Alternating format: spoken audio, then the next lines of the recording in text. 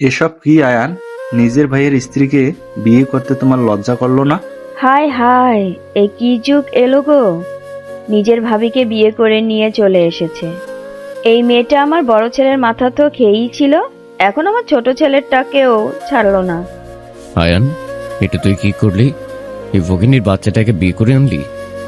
তুই জানিস না ওর সাথে আমার সম্পর্ক কি? কিভাবে করতে পারলি তুই এটা? আমাদের পরিবারের মান সম্মানের কথাটা একবারও ভাবলি না? আয়ান সবার কথা চুপচাপ শুনতে থাকে। ওর ঠোঁটে লেগে থাকে একটা ঠান্ডা হাসি। ওর পেছনে গুটিসুটি মেরে দাঁড়িয়ে থাকে ওর বড় ভাইয়ের ডিভোর্স দেওয়া বউ নদী, যাকে কিছু সময় আগে আয়ান বিয়ে করেছে। চৌধুরী বাড়ির ছোট ছেলে আয়ান, যে এতদিন ব্যবসার কাজে বিদেশে ছিল। বিদেশে পড়াশোনা শেষ করে নিজের দাদার ছোট ব্যবসাটাকে ও অনেক বড় করেছে। দীর্ঘ 14 বছর পরে আয়ান বাংলাদেশে ফিরে এসেছে। আয়ানের দেশে ফেরার এই 2 দিন হলো মাত্র। তার ভেতরে এত কিছু হয়ে গেছে। আয়ান সবাইকে উপেক্ষা করে নদীর হাত শক্ত করে ধরে ওকে নিয়ে উপরে যেতে চায়। তখনই দীপ্ত নদীর হাত চেপে ধরে আর বলে, এসব কোন ধরনের অসভ্যতা আয়ান? লাজ লজ্জার মাথা খেয়েছিস নাকি? নিজের বড় ভাইয়ের বউয়ের হাত ধরে নিয়ে যাচ্ছিস, তোর লজ্জা করছে না? আর তুই বেশরম মেয়ে একটা। দীপ্তর কথা শুনে নদী লজ্জায় কান্না করে দেয়। ও মাথাটা নিচু করে দাঁড়িয়ে থাকে। দীপ্তর আগে ওর দিকে এমন ভাবে তাকায়, দেখে মনে হয় নদীকে খুন করে ফেলবে। নিজের শরীরের সর্বোচ্চ শক্তি দিয়ে নদীর হাত চেপে ধরে। নদীর ফর্সা হাত লাল হয়ে ওঠে মুহূর্তেই। নদী ব্যথায় হাত ছাড়ানোর জন্য মুচড়ামুচড়ি করতে থাকে। তোর শরীরে এত কারেন্ট? ডিভোর্স হলো 24 ঘন্টাও পার হয়নি, তার ভেতরে আমার ভাইকে ফুসলিয়ে বিয়ে করে নিয়েছিস। লজ্জা করলো না এটা করতে? রাস্তার মেয়ে একটা। আয়ান দীপ্ত নদীর যে হাত ধরেছিল সেটার দিকে রাগী চোখে তাকিয়ে শীতল কণ্ঠে দীপ্তকে বলে, হাতটা ছাড়ো। দীপ্ত ওর কথায় কোনো পাত্তাই দেয় না। আয়ান আবারও বলে, হাতটা ছাড়ো, না হলে আমি বাধ্য হব এমন কিছু করতে যাতে করে ভবিষ্যতে অন্য কিছু ধরার অবস্থায় না থাকো। কি করবি তুই? হ্যাঁ, পরিবারের মান সম্মান খুইয়ে একে বিয়ে করেছিস, এখন আবার আমাকে হুমকি দিচ্ছিস? এই রাস্তার মেয়েটার জন্য তুই আমাকে হুমকি দিচ্ছিস? আয়ান কোনো কথা না বলে দীপ্তর হাত থেকে নদীর হাত এক টানে ছাড়িয়ে নেয়। নদীর হাত লাল হয়ে যায় একদম। নদীর হাতের দিকে তাকিয়ে আয়নের রাগ আরো বেড়ে যায়। ও নদীকে বলে, ব্যথা করছে অনেক, তাই না? একদম লাল হয়ে গেছে তো। নদী কিছু বলার আগে আয়নের মা বলে, এসব সামান্য আঘাতে ওর কিছু হয় না। তুই তো দেখছি দরদ একদম উতলে উঠছে এই রাস্তার মেয়েটার জন্য।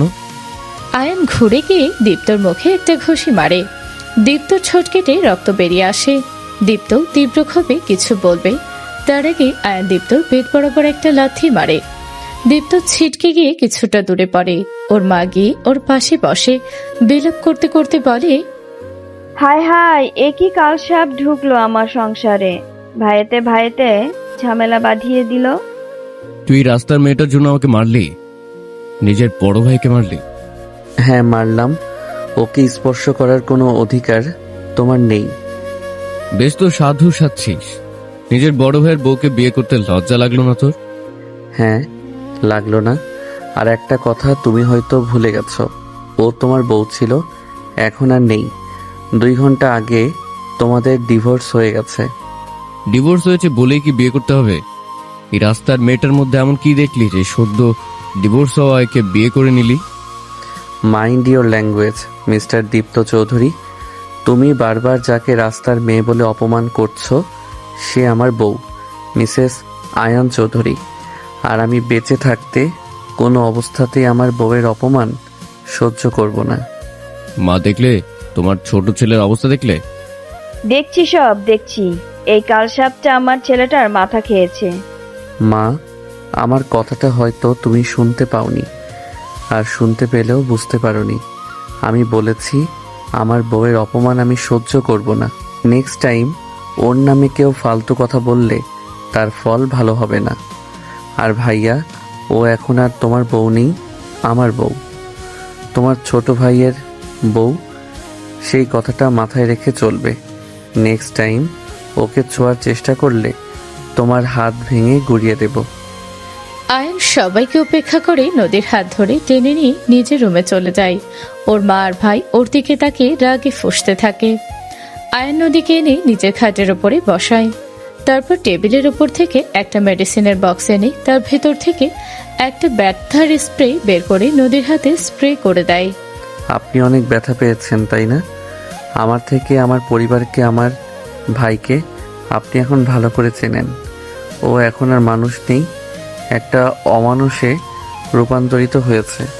ওর জন্য এটা নর্মাল বিষয়। আপনি যদি মরেও যান তাতেও ওর কিছু যায় আসবে না, তাই ওর ব্যবহারে কষ্ট পাবেন না। আমার একটা জরুরি কাজ আছে, আমি একটু বাইরে যাচ্ছি, বেশি সময় লাগবে না, ঘন্টাখানেক, তার ভেতরেই চলে আসব। আপনি রুমের দরজা ভিতর থেকে আটকে রাখুন, আমি বাইরে থেকে লক করে দিয়ে যাচ্ছি।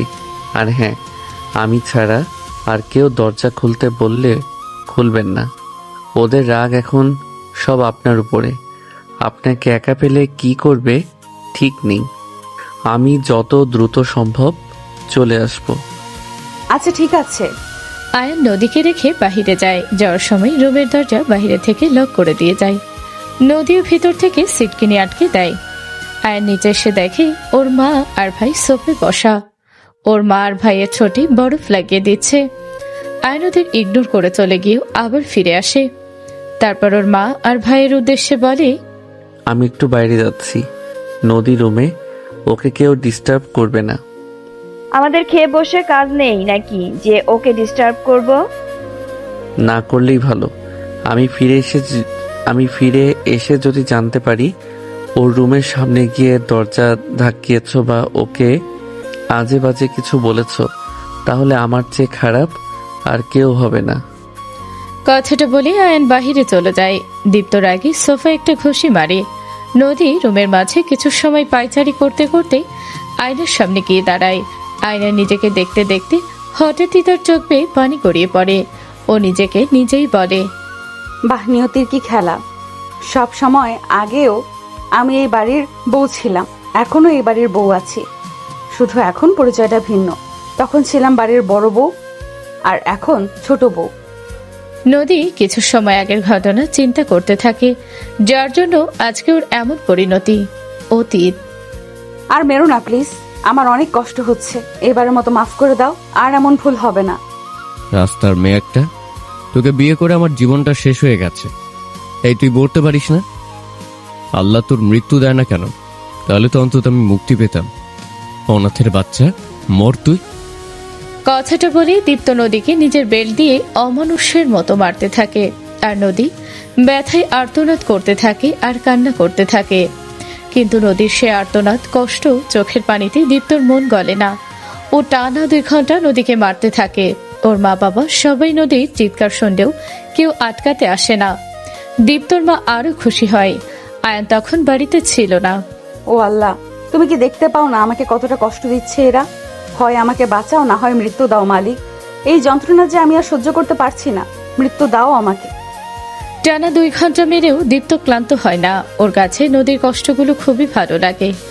ব্যথায় নদীর করা চিৎকারগুলো ও উপভোগ করতে থাকে। ওর জন্য এসব আনন্দের হয়ে দাঁড়ায়। নদী দীপ্তকে এভাবে খুশি হতে দেখে আরো বেশি কষ্ট পায়। আয়ান নিজের বন্ধুদের সাথে দেখা করার জন্য বাহিরে গিয়েছিল। বাসায় ফিরে দীপ্ত রুম থেকে নদীর আর্তনাদ শুনে ও সোজা দীপ্ত রুমের সামনে যায়। ভাইয়া, দরজা খোলো। কি হয়েছে ভাবির? ওকে এভাবে মারছো কেন? আয়ান, তুই মাত্র বাইরে থেকে এলি, যা গিয়ে ফ্রেশ হয়ে নে। এসবে তোর নাক গলাতে হবে না। ভাইয়া এভাবে ভাবিকে মারছে কেন? ওসব কিছু না, ওকে একটু শিক্ষা দিচ্ছে। মানে একটা মানুষকে এভাবে মেরে কে শিক্ষা দেয়? একটা পশুকেও তো মানুষ এভাবে আঘাত করে না। মা, আমি ভালোভাবে বলছি, তোমার ছেলেকে দরজা খুলতে বলো, না হলে কিন্তু আমি পুলিশ ডেকে এনে দরজা ভাঙাবো। তারপর তারা দেখবে কিসের শিক্ষা দিচ্ছে ও। আয়নের কথাই ওর মা ভয় পেয়ে যায়, কারণ উনি জানেন আয়নের মাথা বিগড়ে গেলে ও সত্যি সত্যি পুলিশ ডাকবে। তাই উনি দীপ্তকে দরজা খুলে দিতে বলেন। দীপ্ত মায়ের কথা মতো দরজা খুলে দেয়। দরজা খুলতেই আয়ান দেখে নদী ফ্লোরে পড়ে আছে। ওর ঘন লম্বা চুলগুলো এলোমেলো হয়ে আছে। দুই হাতের কামিজের হাফ হাতার নিচে কনুইয়ের নিচ থেকে হাতের আঙুলের শেষ পর্যন্ত আঘাতের চিহ্ন। সব জায়গায় রক্ত জমে কালো হয়ে গেছে। দীপ্তর তখনও রাগ কমেনি। মনে হচ্ছিল নদীকে এতটুকু মেরে ওর শান্তি হয়নি। ও রাগে ফুঁসতে ফুঁসতে আবারও নদীর দিকে এগোতে গেলে আয়ান সামনে এসে দাঁড়ায়। ভাবিকে এভাবে মেরেছ কেন? ভুল করেছে তাই শাস্তি দিয়েছি, যাতে করে ভবিষ্যতে আর ভুল না করে। কি ভুল করেছে? তরকারি রান্না করেছে, লবণ দেয়নি। ওর নাকি মনে ছিল না রান্নার সময় মন কোন নাগরের কাছে যায় ওর। আর যাতে মন কোথাও না যায় সে ব্যবস্থা করছি। তুই তো রুমে যা। এই সামান্য কারণে তুমি ভাবিকে এমন অমানুষের মতো মারলে? ভুল তো মানুষ মাত্রই হয়। এইটুকু কারণের জন্য এতটা পাষাণ হলে কিভাবে তুমি? তোর এসব নিয়ে ভাবতে হবে না, তুই তোর রুমে যা। ওর এসবে অভ্যেস আছে, ওর কিছু হয় না। আয়ান এবার প্রচুর রেগে যায়। ও রেগে নদীর দিকে তাকিয়ে বলে, অভ্যাস আছে মানে কি? ভাইয়া তোমাকে প্রায়ই এমন মারে? কি হলো বলো? নদী মুখে কিছু বলে না, শুধু মাথা নাড়িয়ে হ্যাঁ বোঝায়। আয়ান রাগে দীপ্তর দিকে তাকিয়ে বলে, ভাইয়া আমি জানতাম আমার ভাই একজন ভালো মানুষ, কিন্তু দিনে দিনে তুমি যে একটা পশুতে পরিণত হয়েছ সেটা আমার জানা ছিল না। তুই কিন্তু একটু বেশিই বলছিস। ও তোর বড় ভাই, আর এই মেয়ের দোষ ও মার খায়। মা তুমি এটা বলছো? একটা মেয়ে হয়ে এসব কিভাবে বলো তুমি? কোথায় নিজের ছেলেকে শাসন করবে তা না করে আরো ওর হয়ে সাফাই গাচ্ছ। তোমারও তো দুইটা মেয়ে আছে, একজন তো শ্বশুরবাড়িতে আছে। একটু চিন্তা করো তো, ওর বর যদি ওর সাথে এমন করতো, সামান্য লবণ কম হওয়ায় যদি তোমার মেয়েকে এমন কয়েক ঘন্টা অমানুষের মতো মারতো, তখন কেমন লাগতো তোমার? এই শোন, আমার মেয়েদের সাথে ওর তুলনা দিবি না একদম। আমার মেয়েদের জন্য আমরা এখনো জীবিত আছি। ওকে কেউ ছোঁয়ার আগে এটা ভাববে যে ওর পরিবার মেনে নেবে না, কিন্তু এই মেয়ের কে আছে? ওর তো কেউ নেই। অনাথ আশ্রমে বড় হয়েছে, না আছে বাপ মা পরিচয়, না আছে বংশ পরিচয়। কার না কার না যায় সন্তান কে জানে। ব্যাস অনেক হয়েছে। তোমাকে বোঝাতে চাওয়াটাই ভুল হয়েছে আমার। ওর বাবা মা নেই, তার জন্য ওকে এভাবে মারা যায়, তাই তো? তবে মনে রেখো, ওর বাবা মা না থাকলেও ও কিন্তু একজন মানুষ, এদেশের নাগরিক। ওর জন্য আইন আছে। আইন কিন্তু সবার জন্য সমান। আর ভাইয়া, তুমি না ওকে ভালোবেসে বিয়ে করেছিলে? তাহলে নিজের ভালোবাসার মানুষের সাথে এ কেমন আচরণ করছো? ওটাই তো সবচেয়ে বড় ভুল করেছে জীবনে। নিজের হাতে নিজের জীবনটা শেষ করে দিয়েছে এই রাস্তার মেয়েটাকে বিয়ে করে। আল্লাহ, ওর হাত থেকে কেন যে আমাকে মুক্তি দেয় না? এত মানুষ মরে, ওর মৃত্যু কেন দেয় না আল্লাহ? আয়ান এবার নদীর দিকে তাকিয়ে বলে, তুমি কি পাগল? এত মায়ের অত্যাচার সহ্য করে কেন পড়ে আছো এখানে? দেখতেই তো পাচ্ছ, তোমার থাকা না থাকাতে এদের কারো কিছু যায় আসে না। উল্টো তোমার মৃত্যু কামনা করছে। তাও কেন পড়ে আছো এখানে? আমি তোমাকে কথা দিচ্ছি, তোমাকে একটা সুন্দর জীবন দেব। একে ছেড়ে দাও তুমি। হ্যাঁ হ্যাঁ, আমায় মুক্তি দে তুই। দয়া করে আমার জীবন থেকে চলে যা। তুমি ওকে ডিভোর্স দিয়ে দাও। ওর সাথে তুমি সুখী হতে পারবে না, ও তোমাকে সুখে থাকতে দেবে না। এখন নিজে চিন্তা করো কি করবে। আজীবন ওর সাথে থেকে এসব সহ্য করবে, নাকি ওকে ডিভোর্স দিয়ে একটা সুখী জীবন কাটাবে? দে, আমাকে ডিভোর্স দে। আমি তো দেনমোহরে 2 লাখ টাকা নগদ পরিশোধ করে দেব। তাও আমাকে মুক্তি দে তুই। দেবে ডিভোর্স? নদী ছলছল চোখে একবার দীপ্তর দিকে তাকায়, তারপর আয়নের দিকে তাকিয়ে চোখের ইশারায় সম্মতি জানায়। আয়নুর এক লয়ার বন্ধুকে কল দিয়ে ডিভোর্স পেপার রেডি করে বাসায় আসতে বলে। দীপ্ত আর ওর মা মনে মনে খুবই খুশি হয়।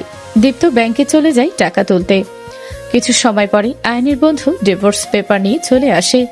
দীপ্ত টাকা নিয়ে চলে আসে।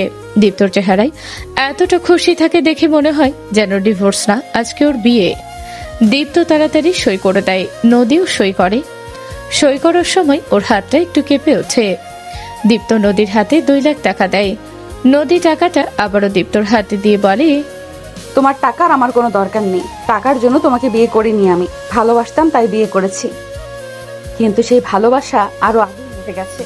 যেদিন থেকে তুমি পাল্টে গেছো সেদিন থেকে আমার মনে থাকা তোমার জন্য অনুভূতিও পাল্টে গেছে। এখন যেটা বেঁচে আছে সেটা শুধুই ঘৃণা। Mister Deepto Chowdhury, I hate you.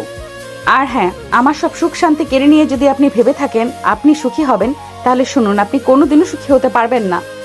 উপরে একজন আছে যিনি সব দেখছেন। আমার প্রতি ফোঁটা চোখের পানির দাম আপনাকে দিতে হবে। দীপ্ত নদীর কথাগুলোকে কোনো গুরুত্বই দেয় না। আয়ান নদীর হাত ধরে ওকে নিয়ে বাহিরে যেতে দেয়। চলো। সেটা দেখে নদী বলে, কোথায়? তোমার নতুন জীবনের উদ্দেশ্যে। নদীকে আর কিছু বলতে না দিয়ে আয়ন ওকে নিয়ে বাহিরে চলে যায়। দীপ্ত আর ওর মা এটাই তেমন কিছু মনে করে না। ওরা তো মুক্তির আনন্দে উচ্ছ্বসিত হয়ে পড়ে। ওর বাবা অবশ্য খুশি হয়। ওনারাও নদীকে তেমন একটা পছন্দ ছিল না। আয়ান নদীকে নিয়ে ডিরেক্ট রেজিস্ট্রি অফিসে চলে আসে। ওর 4 জন বন্ধুকে বলে একজন কাজীকেও নিয়ে আসতে। এসব কি? আমি তোমাকে কথা দিয়েছিলাম তোমাকে একটা সুন্দর জীবন দেব, আর তাই আমি তোমাকে বিয়ে করতে চাই। নদী, আমি জানি তুমি জীবনে অনেক কষ্ট পেয়েছো আমার ভাইয়ের থেকে, কিন্তু বিশ্বাস করো আমি ওর মতো না। আমি তোমাকে আর কষ্ট দেব না। তুমি ভালো থাকবে আমার সাথে। প্লিজ রাজি হয়ে যাও। আয়নের কথায় নদী প্রথমে না রাজি হলেও পরে ঠিকই রাজি হয়ে যায়। একটা সুন্দর জীবনের আশায় ও আয়নের প্রস্তাব কবুল করে নেয়। হঠাৎই দরজায় কড়া নাড়ার শব্দে নদীর ধ্যান ভাঙে। নদী দেখে অতীতের কথা ভাবতে গিয়ে 40 মিনিট পার হয়ে গেছে। কে? আমি। নদীকে দরজা খুলে দেয়। আয়ন কিছু শপিং ব্যাগ হাতে দাঁড়িয়েছিল। আয়ন নদীকে দেখে একটা হাসি দেয়। আয়নের হাসিতেই নদীর মন এমনিতেই ভালো হয়ে যায়। আয়ন প্যাকেটগুলো নদীর হাতে দিয়ে বলে, এই ব্যাগটায় একটা বেনারসি আছে। আজকে যেহেতু হুট করে বিয়েটা হয়েছে তাই আগে থেকে তো কিছু কেনার সময় পাইনি, এই জন্য এখন নিয়ে আসলাম। এটা পরে আসো। আর এই 3টায় কয়েকটা 3 পিস আছে।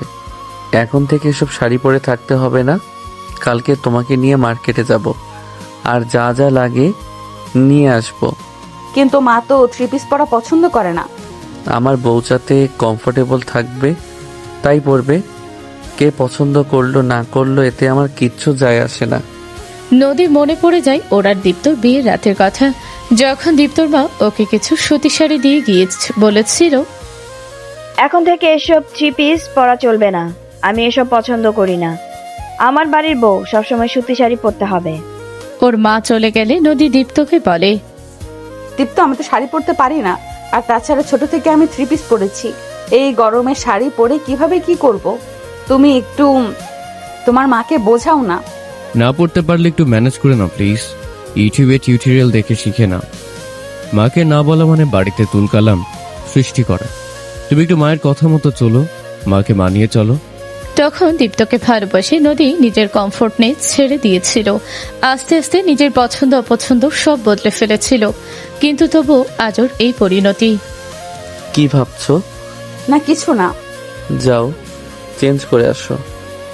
যাচ্ছি। নদীর শাড়ির ব্যাগ হাতে নিয়ে অশ্বমে যায়। সেখান থেকে নিজের পরনে সুতির শাড়ি পাল্টে আয়নের আনা খয়েরি বেনারসি শাড়ি পরে নেয়। নিজের চোখে মুখে একটু পানির সিটা দিয়ে ফ্রেশ হয়ে নেয়।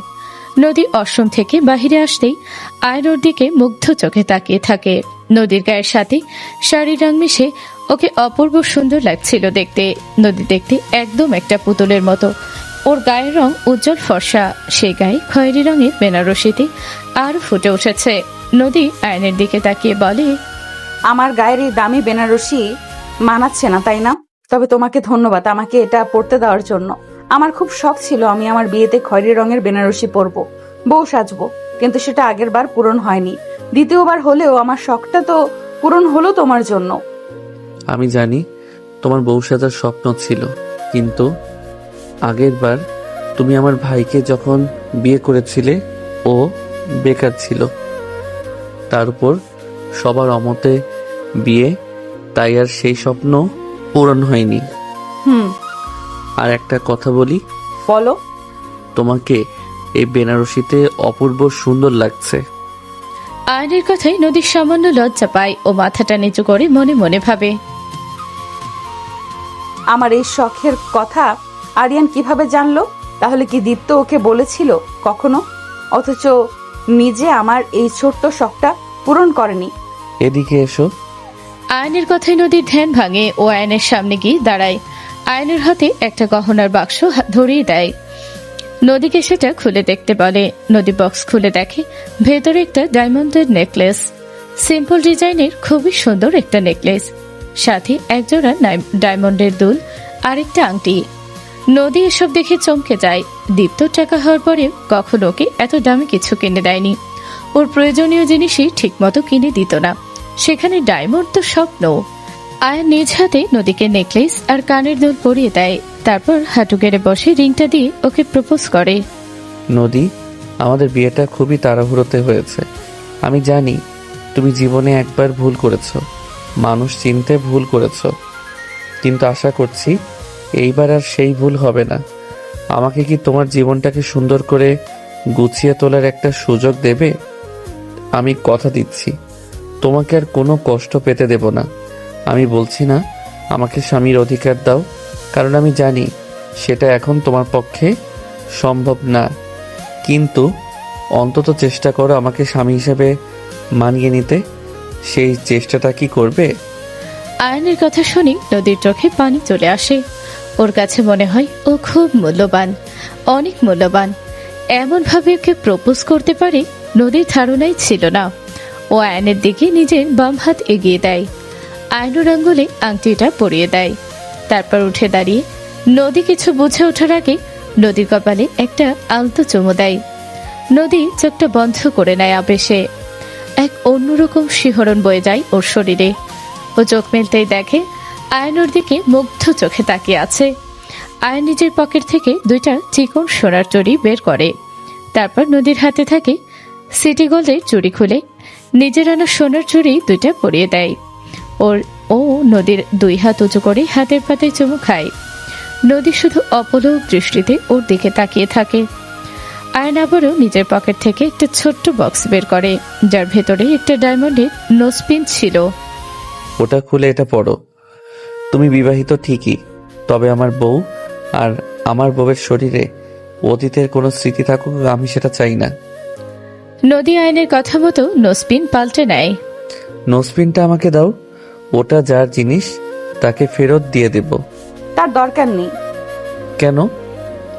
আয়ন মনে মনে ভাবে নদী এখনো দীপ্তকে মনে মনে ভালোবাসে, আর তাই ওর দেওয়া নোজপিন স্মৃতি হিসেবে নিজের কাছে রাখতে চায়। নদী কিছু বলবে তার আগেই আয়ন আবারও বলে, আচ্ছা সমস্যা নেই, তুমি যদি এটা নিজের কাছে রাখতে চাও তো রাখো। নদী আয়নকে অবাক করে দিয়ে নোজপিনটা ডাস্টবিনে ফেলে দেয়। তারপর বলে, নিজের কালো অতীত বয়ে বেড়ানোর কোনো মানেই হয় না। এটা ফেরত দেওয়ার কোনো দরকার নেই, কারণ এটা 20 টাকা দামের একটা ওয়ান টাইম নোজপিন। আমাদের বিয়েটা হুট করে হয়েছিল, তখন ওর কাছে নোজপিন দেওয়ার টাকা ছিল না, তাই এটা কিনে দিয়েছিল। পরে আর সোনার নোজপিন কেনা হয়নি। নদীর কথায় আয়নের ভুল ভাঙে ও মনে মনে বেশ খুশি হয় নদীর কথায়। আয়ন নদীর হাত ধরে ওকে নিয়ে ব্যালকনিতে যায়। সেখানে একটা দোলনা রাখা, দোলনায় দুজন মানুষ বসার মতো ভালোই স্পেস আছে। আয়ন নদীকে নিয়ে দোলনায় বসে। সেখানে বসে থাকে চুপচাপ, কোনো শব্দ করে না।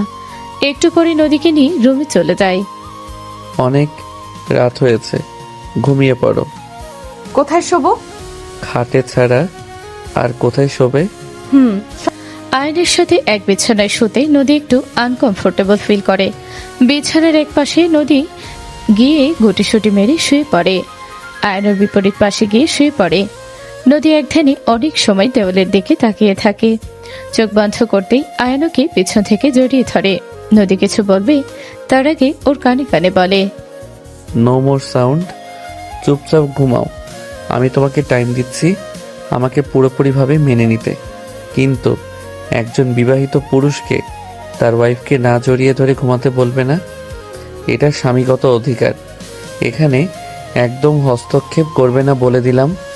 নদী আর কিছু না বলে ঘুমিয়ে পড়ে। আর নদীকে শক্ত করে জড়িয়ে ধরে ঘুমিয়ে পড়ে। সকালে ঘুম থেকে উঠে নদী দেখে ও আয়নের বুকের মাঝে শুয়ে আছে। নিজেকে আয়নের বুকের মাঝে দেখে নদী কিছুটা লজ্জাও পায়। ও আয়নের বুকের মাঝ থেকে উঠে ওয়াশরুমে চলে যায়। স্কুল লাইফ থেকে নদীর সকালে গোসল করা অভ্যাস। পুরনো অভ্যাস মতো নদী গোসল সেরে নেয়। গোসল শেষ করে নদী আয়নের আনা 3 পিসগুলোর ভেতর থেকে মেরুন কালারের একটা 3 পিস পরে। ও নিচে যায় আয়ান আর ওর জন্য চায়ের নাস্তা বানাতে। ড্রয়িং রুমে নদীর শাশুড়ি আর দীপ্ত বসেছিল। নদীকে ভেজা চুলে নিচে আসতে দেখে দীপ্ত রেগে যায়। ও রেগে নদীর সামনে এসে দাঁড়ায়। নদী দীপ্তকে দেখেও না দেখার ভান করে পাশ কাটিয়ে চলে যেতে চায়। দীপ্ত আবারও নদীর সামনে এসে দাঁড়ায়। সমস্যা কি তোমার? আমার রাস্তা আটকাচ্ছ কেন? বাহ, গলার জোর তো দেখি বেড়ে গেছে। ডিভোর্স হয়েছে, একদিনও হয়ে পারেনি, তার ভিতরে আমার ভাইকে বিয়ে করে নিয়েছিস, আবার ওর সাথে শুয়েও পড়েছিস। কত বড় রাস্তার মেয়ে রে তুই! লজ্জা শরম বলতে কি কিছু বাকি আছে তোর? নিজেরই ডিভোর্সি বরের ছোট ভাইয়ের সাথে রাত কেমন কাটলো শুনি? সেই প্রশ্নের জবাব নিশ্চয়ই আমি তোমাকে দেব না। তো আমার ভাই খুশি করতে পেরেছে তোকে? চুপ করুন একদম। লজ্জা করে না এসব বাজে বাজে কথা বলতে? বারে, তো শুতে লজ্জা করে না আর আমি বললেই দোষ? এই, আপনি আমার সামনে থেকে সরুন তো। আপনার মতো লোকের সাথে আমি কোনো কথা বলতে চাই না। সত্যি কথা বলতো, ভাইয়ের কাছে কি আমার থেকেও বেশি খুশি হয়েছিস? আপনার এসব নোংরা নোংরা কথার জবাব দিতে আমি বাধ্য নই। সামনে থেকে সরুন আমার। নদী দীপ্তকে পাশ কাটিয়ে চলে যেতে চায়। দীপ্ত আবারও নদীর সামনে এসে দাঁড়ায়। এবার এসে নদীর এক হাত জোরে চেপে ধরে। ও এতটাই জোরে ধরে যে নদীর হাত মুহূর্তেই লাল হয়ে যায়। নদী হাত মোচড়ামুচড়ি করতে থাকে ছাড়ানোর জন্য, কিন্তু দীপ্ত রেগে আরো জোরে চেপে ধরে। হাত ছাড়ুন আমার। আপনার কোনো অধিকার নেই আমার হাত ধরার। না, তুই এখন আমাকে অধিকার শেখাচ্ছিস? তুই হঠাৎ তুমি থেকে আমাকে আপনি করে কেন বলছিস? খুব পাকনা গুজিয়েছে তাই না? আয়ন দেশে এসেছে মাত্র 1 সপ্তাহের জন্য, তারপরে তোর কি হবে? কে বাঁচাবে তোকে? আমার বিয়ে করা বউ কোথায় যাবে না যাবে সেটা তো তোমার দেখার বিষয় না ব্রো। বিয়ে যখন করেছি ও নিশ্চয়ই আমার সাথেই থাকবে। ওর হাতটা ছাড়ো। আগের দিনের মায়ের কথা ভুলে গেছো বোধহয়, তাই তো আবারও ওর হাত ধরার দুঃসাহস দেখিয়েছো। আমি তোমাকে সাবধান করেছিলাম, সেটা কি ভুলে গেছো? হাত ছাড়ো ওর, তা না হলে ফল ভালো হবে না। আয়নের কথা শুনি আর আয়নকে নিচে নামতে দেখে দীপ্ত নদীর হাত ছেড়ে দেয়। আয়নকে নামতে দেখে ওর মাও সোফা থেকে উঠে আসে। উনি নদীর উদ্দেশ্যে বলে, এই মেয়েটা আমার ছেলের মাথা খেয়েছে। আমার ছেলেটা আগে কত ভালো ছিল, বড় ভাইয়ের সম্মান করত। এই ছেলে এখন বড় ভাইয়ের গায়ে হাত তোলার হুমকি দেয়। অপয়া মেয়ে কোথাকার! এতদিন দুধ কলা দিয়ে কালসাপ পুষেছি। এই মেয়ে, তুই এসব কি পড়েছিস? তুই জানিস না আমার বাসায় এসব পড়ার কোনো নিয়ম নেই? আমার বউ কি পড়বে না পড়বে সেটা নিয়ে তোমাদের মাথা ঘামাতে হবে না। ওকে আমি বলেছি 3 পিস পরতে। এটা এখন আর আগের যুগ নেই যে ওকে 12 হাত লম্বা শাড়ি পরে ঘুরে বেড়াতে হবে। দেখ আয়ান, আমার সাথে তুই যেমন ব্যবহারই করিস না কেন, মায়ের সাথে এমন ব্যবহার কিন্তু তুই করতে পারিস না। মা যদি সে আগের মতো থাকতো তাহলে আমি ঠিকই মাকে সম্মান করতাম, মায়ের কথাই গুরুত্ব দিতাম। কিন্তু তোমার মতো মাও তো বদলে গেছে। নদীর প্রতি মায়ের আচরণ দেখেই সেটা আমি বুঝতে পেরেছি। নদী আমার বিয়ে করা বউ, আর আমার বউকে কেউ অসম্মান করবে সেটা আমি সহ্য করব না। ওর ভালো খারাপের দায়িত্ব আমার। এই অসহ্য গরমের ভিতর ও 12 হাত শাড়ি পরে কষ্ট পাক, সেটা তো আমি হতে দেব না। ও যেটাতে কমফোর্টেবল ফিল করে সেটাই পরবে। আমাদের বাড়িতে থেকে ও এসব পড়তে পারবে না। ওর যদি এসব পড়তে মন চায় তাহলে ও বাড়ি থেকে বেরিয়ে গিয়ে পড়ুক। আমার বউকে বাড়ি থেকে বের করে দেওয়ার তুমি কে? আয়ন, এবার একটু বেশি বেশি হয়ে যাচ্ছে না? মায়ের সাথে কেমন ব্যবহার করছিস তুই? ও প্লিজ, তুমি এখন আমাকে ব্যবহার শেখাতে এসো না। আগে নিজে শেখো কিভাবে একটা মেয়ের সাথে ব্যবহার করতে হয়। একটা মেয়ে যার দায়িত্ব নেবে বলে সারা জীবন খেয়াল রাখবে বলে তাকে নিজের সাথী করে নিয়ে এসেছিলে, অথচ পরবর্তীতে কি করেছো, তাকে অমানুষের মতো মেরেছো। সেই তুমি এখন আমাকে ব্যবহার শেখাতে এসেছো। আর হ্যাঁ, তোমরা হয়তো ভুলে যাচ্ছ এই বাড়িটা আমার নামে। দাদা মারা যাওয়ার আগে এই বাড়ির অর্ধেকটা আমার নামে লিখে দিয়ে গিয়েছিল, তাই আমার অংশে কে থাকবে না থাকবে সেটার সিদ্ধান্ত আমি নিব। নদী আমার বউ আমার সাথে এই বাড়িতে থাকবে। ওর যা মনে চায় করবে, যা মনে চায় পড়বে, সেটা তোমাদের দেখার বিষয় না। তোমরা এতে নাকও গলাবে না, আর ওকে বাড়ি থেকে বের করার চিন্তাও মাথায় আনবে না, তাহলে ফল ভালো হবে না। আয়নের কথা শুনে কেউ আর কিছু বলার সাহস পায় না। আয়ান নদীকে নিয়ে কিচেনে চলে যায়। সেখানে গিয়ে নদীর জন্য আর নিজের জন্য একটা চুলায় চা বসায়। তারপর নদীকে বলে, বিদেশে থাকতে আমি নিজের রান্না সবসময় নিজেই করতাম, তোমার কিছু করতে হবে না। আজকে ব্রেকফাস্ট আমি বানাচ্ছি। না না, তার কোনো দরকার নেই। তুমি রুমে যাও, আমি ব্রেকফাস্ট বানিয়ে নিয়ে আসছি। শোনো, একদম একটা লক্ষ্মী মেয়ের মতো চুপ করে এখানে দাঁড়িয়ে থাকো। ব্রেকফাস্ট আজকে আমি বানাবো, তুমি শুধু দাঁড়িয়ে দাঁড়িয়ে দেখো, আর আমার কোনো হেল্প লাগলে আমি বলবো। আয়নও নদীর জন্য 4টা ব্রেড টোস্ট করে নেয় আর 2টা ডিম পোচ করে নেয়, সাথে 2 কাপ চা। ওরা নদী প্লেট গুছিয়ে 2 হাতে 2টা প্লেট নিয়ে উপরে যায় আর নদীকে ওর পিছু পিছু আসতে বলে। আয়ন নদীর সামনে হাঁটছিল। ওরা দুজন উপরে উঠতে যাবে, তখনই ওর মা ওদের ডাক দেয়। নদী, আমাদের নাস্তা কোথায়? তোমাদের নাস্তা কোথায় সেটা নদী কিভাবে জানবে? নিজেদেরটা নিজেরা বানিয়ে নাও। সবার রান্না নদীই করে। তোমার বড় ছেলে বাসার কাজের লোকদের ছাড়িয়ে দিয়ে নিজের বউকে কাজের লোক বানিয়ে রেখেছিল এতদিন, কিন্তু আমি আমার বউকে রাজরানী করে রাখার কথা দিয়েছি। চাকরানি না, ও আজকে থেকে কোনো কাজ করবে না। তোমাদের কাজ যদি পারো তো নিজেরা করো, না হলে কাজের লোক রেখে নাও। আমার বউ কারো কাজের লোক না যে সবার ফাই ফরমাইশ খাটবে। আয়ান নদীকে নিয়ে উপরে চলে যায়। এদিকে দীপ্ত আর ওর মা রাগে ফুঁসতে থাকে। দেখেছো মা, এই মেয়ে একদিনে কেমন তোমার ছেলেকে বশ করে নিয়েছে। ওর কাছে এখন আমাদের কথাগুলো বিষের মতো লাগে। ওর একটা কিছু করতেই হবে। তুই চিন্তা করিস না, 2টা দিন যেতে দে, দেখবি আয়ান নিজেই ওকে বাড়ি থেকে বের করে দিবে।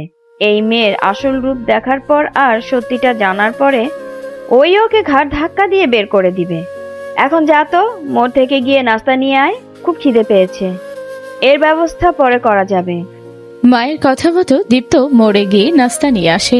দুপুর বেলায় আয়ান নদীকে রান্না করতে দেয় না, নিজেই ওরা নদীর জন্য বিরিয়ানি রান্না করে। ওর মা আর ভাই হোটেল থেকে খাবার নিয়ে এসে খায়। নদীর এসব দেখে খুব খারাপ লাগে। ও আয়ানকে বলে, আয়ান, কাজটা হয়তো ঠিক হচ্ছে না। মায়ের বয়স হয়েছে, এইসব বাইরের অস্বাস্থ্যকর খাবার খেলে মায়ের শরীর খারাপ করবে। তোমার ভাইয়ের জন্য না হোক, মায়ের রান্নাটা অন্তত আমাকে করতে দাও। আমার থেকে একদম বেশি বোঝো না। আমি যা করছি একদম ঠিক করছি। মা এতদিন তোমার সাথে যেটা করেছে একদম ঠিক করেনি। নিজের ছেলেকে শাসন না করে উল্টো তোমার দিকে উস্কে দিয়েছে। তুমি এত সহজে মাকে ক্ষমা করো না, সবই তো শুরু। কটা দিন যেতে দাও, দেখবে মা ঠিকই বুঝতে পারবে এতদিন কত বড় ভুল করেছে। এতদিন তোমার প্রতি সেই অন্যায় হয়েছে, তার কাছে এগুলো কিছুই না। রাতে আয়ান আর নদী যখন খেতে বসে তখন হঠাৎই কলিং বেলটা বেজে ওঠে। নদী খাবার হাতে উঠে গিয়ে দরজা খুলে দেয়। সামনে যা দেখতে পাই তা দেখে এক মুহূর্তের জন্য নদীর পায়ের তলা থেকে মাটি সরে যায়। ও 2 কদম পিছিয়ে আসে। নিজের চোখেও বিশ্বাস করতে পারে না। আয়ান ও নদীকে ওভাবে ওখানে দাঁড়িয়ে থাকতে দেখে উঠে আসে। সামনের দৃশ্য দেখে আয়ানও নিজের চোখে বিশ্বাস হয় না। তৃষা, তুই আর এসব কি? হ্যাঁ আমি। দেখ আয়ান, এত অবাক হওয়ার কিছু নেই। আমি আর দীপ্ত একে অপরকে ভালোবাসি। দীপ্তর যখন ডিভোর্স হয়ে গেছে তখন আমাদের বিয়েতে তো কোনো বারণ নেই, তাই না? তুই আমার ভাইকে ভালোবাসিস মানে কি? তুই সব কি বলছিস? ওর ডিভোর্স হয়েছে কালকে, আর একদিনেই তুই ওকে ভালোবেসে ফেললি? আজব, একদিনে কেন ভালোবাসতে যাব? আমাদের 2 বছরের সম্পর্ক, আমরা একে অপরকে 2 বছর ধরে ভালোবাসি। Are you out of your mind? তুই সব কি বলছিস? তুই আমার ভাইকে ভালোবাসিস মানে কি?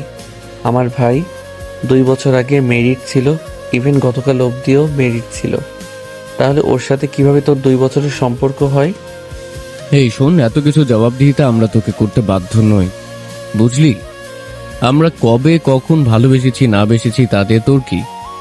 আমরা একে অপরকে ভালোবাসতাম, এখন বিয়ে করেছি। আমি তোমার সাথে কথা বলছি না, আমি আমার বেস্ট ফ্রেন্ডের সাথে কথা বলছি। তৃষা, তুই আমার ভাইকে কবে থেকে চিনিস? আর তোদের সম্পর্ক যদি 2 বছরই হয়ে থাকে, তার মানে তুই জেনে শুনে আমার ভাইয়ের সংসারে ঢুকেছিস। তুই তো জানতি যে আমার ভাই বিবাহিত, তাহলে কেন ওর সাথে সম্পর্কে জড়ালি? আমার ভাবতেও ঘৃণা হচ্ছে যে তুই আমার বেস্ট ফ্রেন্ড। ও প্লিজ আয়ান, তুই অন্তত এসব ব্যাকডেটেড কথা বলিস না। দেখ, 2 বছর আগে একটা পার্টিতে আমাদের দেখা হয়েছিল, সেখান থেকেই পরিচয়। পরিচয় তো আরো আগে থেকেই। আমি তোর ভাইকে আগে থেকেই চিনতাম, কিন্তু ওই পার্টিতে আমরা দুজন অনেকটা ক্লোজ হয়ে পড়ি। তারপর থেকেই আমাদের সম্পর্কের শুরু। আমার ভাইয়ের চরিত্র খারাপ সেটা তো জানতাম, কিন্তু আমার বেস্ট ফ্রেন্ডও যে এমন বের হবে সেটা আশা করিনি। তোর থেকে আমি এমন কিছু আশা করিনি কখনোই। যেটা মন চাই করেছিস, এখন নিজের জীবনটাকে যখন শেষ করতেই চাচ্ছিস কর। আয়নের হঠাৎই নদীর কথা খেয়াল আসে। ও পিছনে তাকিয়ে দেখে নদী দাঁড়িয়ে আছে। আয়ন মনে করে দীপ্ত বিয়ে করে নিয়ে আসায় নদী খুব কষ্ট পেয়েছে। ও নদীকে বুঝিয়ে উপরে নিয়ে যেতে চায়। রুমে চলো। নদী তবু সেখান থেকে নড়ে না। ও এক নজরে তৃষার দিকে তাকিয়ে থাকে। নদীকে ওর দিকে তাকিয়ে থাকতে দেখে আয়ন ভাবে নদী হয়তো খুব কষ্ট পেয়েছে। আয়ন নদীর কাছে গিয়ে ওর হাত ধরে উপরে নিয়ে যেতে চায়। তোমার আর এখানে থাকতে হবে না। রুমে কেন যাব? আমি কোথাও যাব না। নদী, আমি বুঝতে পারছি তোমার ব্যাপারটা। তোমাকে এখানে দাঁড়িয়ে আর এসব দেখতে হবে না। খারাপ কিসে? ভালোই তো, এন্টারটেইনিং।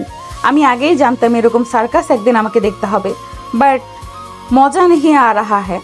এইসব দেখে মজা পাচ্ছি না, উল্টো আরো বোর হচ্ছি। এক কাজ করি, চলো এই সার্কাস না দেখে দুজনে আগে নিজেদের খাওয়া শেষ করি। আর হ্যাঁ, এইসব দেখে আমার মুড খারাপ হয়ে গেছে। কালকে রাতে দুজনের মুভি দেখতে যাব, ঠিক আছে? নদীর কথা শুনে আয়ন পুরুষ সব খেয়ে যায়। ও ভেবেছিল দীপ্তকে বিয়ে করে আসতে দেখে নদী কষ্ট পাবে, কিন্তু নদী উল্টে আরো এসবকে সার্কাস বলছে, মজা নিচ্ছে। এটা দেখে আয়ন ফিক করে হেসে দেয়। জো হুকুম মেরে মহারানী, চলো এখন গিয়ে খাবারটা শেষ করি। নদী আর আয়ান আবারও ডাইনিং এ গিয়ে খাওয়া শুরু করে। নদীর এমন অবহেলায় দীপ্তর খুব রাগ হয়। ও ভেবেছিল নদী কষ্ট পাবে, কান্না করে এসে ওর কাছে মাপ চাইবে। তা না করে নদী এমন ভাবে বিষয়টা এড়িয়ে গেল যেন কিচ্ছু হয়নি। নদীর এই আচরণে দীপ্তর ভিতর রাগে জ্বলে যায়। তবুও নতুন বইয়ের সামনে দীপ্ত নিজের রাগটাকে প্রকাশ করে না। ও তৃষাকে নিয়ে উপরে যায় বাবা মায়ের সাথে ওর পরিচয় করিয়ে দিতে। যাওয়ার সময় ওরা দেখে আয়ন নদীকে নিজের হাতে খাইয়ে দিচ্ছে। সেটা দেখে দীপ্তর আগে দ্রুত উপরে চলে যায়। তৃষাও রেগে মেগে উপরে দীপ্তর পিছন পিছন চলে যায়। তৃষার রেগে যাওয়াটা আর কেউ খেয়াল না করলেও নদী খেয়াল করে। ওর কাছে ব্যাপারটা খুবই অদ্ভুত লাগে। তবুও সে বিষয়ে পাত্তা না দিয়ে ওরা দুজন খাওয়া শেষ করে। দীপ্ত উপরে গিয়ে মা বাবার সাথে তৃষার পরিচয় করিয়ে দেয়। ছেলের বউ হিসেবে তৃষাকে দেখে দীপ্তর মা বাবা দুজনেই খুব খুশি হয়। দীপ্ত অনলাইনে ওদের 4 জনের জন্য রাতের খাবার অর্ডার দিয়ে দেয়। আয়ন আর নদী রুমে চলে যায়। রুমে গিয়ে আয়ন নদীকে নিজের দিকে ফিরিয়ে ওর কাঁধে নিজে 2 হাত রেখে বলে, নদী, আমি জানি তোমার হয়তো খুব খারাপ লাগছে, খুব কষ্ট লাগছে। যদি চাও কিছু সময় একা থাকতে পারো। খারাপ কেন লাগতে যাবে? দেখো, আমার থেকে আর কিছু লুকাতে হবে না।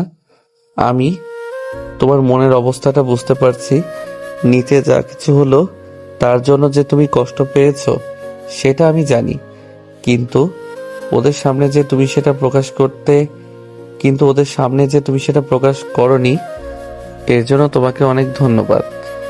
কারণ তখন তুমি যদি ওদের সামনে ভেঙে পড়তে, ওরা সুযোগ পেয়ে যেত পরবর্তীতে তোমাকে জ্বালাতন করার। এই তুমি কি পাগল নাকি? নাকি আমাকে দেখে দেবদাস মনে হয় তোমার? আমি কেন কষ্ট পেতে যাব, আর কেনই বা নিজের কষ্ট লুকাতে যাব? দেখো, তোমাকে আজকে একটা কথা ক্লিয়ার ভাবে জানিয়ে দেই। তোমার ভাইয়ের জন্য আমার মনে আর কোনো জায়গা নেই। তোমার ভাই যে অন্য কোনো সম্পর্কে জড়িয়েছে সেটা আমি আরো আগেই টের পেয়েছিলাম, কিন্তু এটা জানতাম না যে মেয়েটাকে। আজকে সেটাও জেনে গেলাম, কিন্তু সত্যি বলতে আমার এক ফোঁটাও খারাপ লাগছে না। তোমার ভাই আরো আগেই আমার মন থেকে উঠে গিয়েছে। ওর প্রতি আমার কোনো অনুভূতি নেই, আর আমাদের তো এখন ডিভোর্সও হয়ে গেছে। তাই ও কি করলো না করলো তাতে আমার কিছুই যায় আসে না। ও বিয়ে করলো নাকি সেটাও আমার দেখার বিষয় না। বুঝতে পেরেছো? বুঝলাম। দীপ্তর প্রতি নদীর আর কোনো ধরনের কোনো অনুভূতি নেই জেনে আয়ন খুবই খুশি হয়। ও এতটাই খুশি হয় যে হুট করে নদীর গালে একটা চুমু বসিয়ে দেয়। আচমকা আয়নের এমন আচরণে নদী অবাক হয়ে যায়। ওর চোখ দুটো বড় বড় হয়ে যায়। ও অবাক চোখে আয়নের দিকে তাকায়। একটু আগে করা নিজের কাজের জন্য আয়ন খুবই লজ্জা পায়। ও অস্বস্তিকর পরিস্থিতির হাত থেকে বাঁচতে খাটে গিয়ে শুয়ে পড়ে। নদীও গিয়ে ওর বিপরীত পাশে শুয়ে পড়ে। আগের দিন রাতের মতো আজকেও আয়ন নদীকে পিছন থেকে জড়িয়ে ধরে। নিজেদের সম্পর্কটা স্বাভাবিক করার জন্য নদী আজকে আয়নের দিকে ফিরে আয়নকে নিজেও জড়িয়ে ধরে। নদীর এই আচরণে আয়ন খুবই খুশি হয়। ও বুঝতে পারে নদী আস্তে আস্তে ওকে মেনে নিচ্ছে। অল্প কিছু সময়ের মাঝেই নদী ঘুমিয়ে পড়ে। নদী ঘুমিয়ে গেছে বুঝতে পেরে আয়ন চোখ মেলে তাকায়। ও নদীর কপালে একটা কিস করে। তারপর নদীর ঘুমন্ত চেহারার দিকে তাকিয়ে নিজের স্কুল লাইফের কথা চিন্তা করে। স্কুলে থাকতে নদী আয়নের এই 1 ক্লাস সিনিয়র ছিল। আয়ন তখন থেকে নদীকে চিনে। নদী আয়নকে কখনো খেয়াল না করলেও প্রথম দেখাতেই আয়ন নদীর প্রেমে পড়েছিল। কিন্তু হঠাৎ করে ওর পরিবার সিদ্ধান্ত নেয় ওকে পড়ালেখার জন্য বিদেশে পাঠিয়ে দিবে। আয়নেরও তখন বলার মতো কিছু ছিল না, তাই ওকে বিদেশে পড়াশোনার জন্য চলে যেতে হয়। স্কুল শেষে কলেজে ওঠার পরপরই আয়ন বিদেশে চলে যায়। বিদেশে যাওয়ার পর নদীর সাথে ওর আর কোনো ধরনের যোগাযোগ থাকে না। পরেও অনেক কষ্টে নদীর বেস্ট ফ্রেন্ডের কন্ট্যাক্ট নাম্বার জোগাড় করে। নদীর বেস্ট ফ্রেন্ডের থেকে নদীর সব খোঁজ খবর নিতে শুরু করে। এক সময় আয়ন সিদ্ধান্ত নেয় দেশে এসে নদীকে নিজের মনের কথাটা জানাবে। তখনই নদীর বেস্ট ফ্রেন্ড ওকে জানায় নদী একটা ছেলের সাথে রিলেশনে আছে।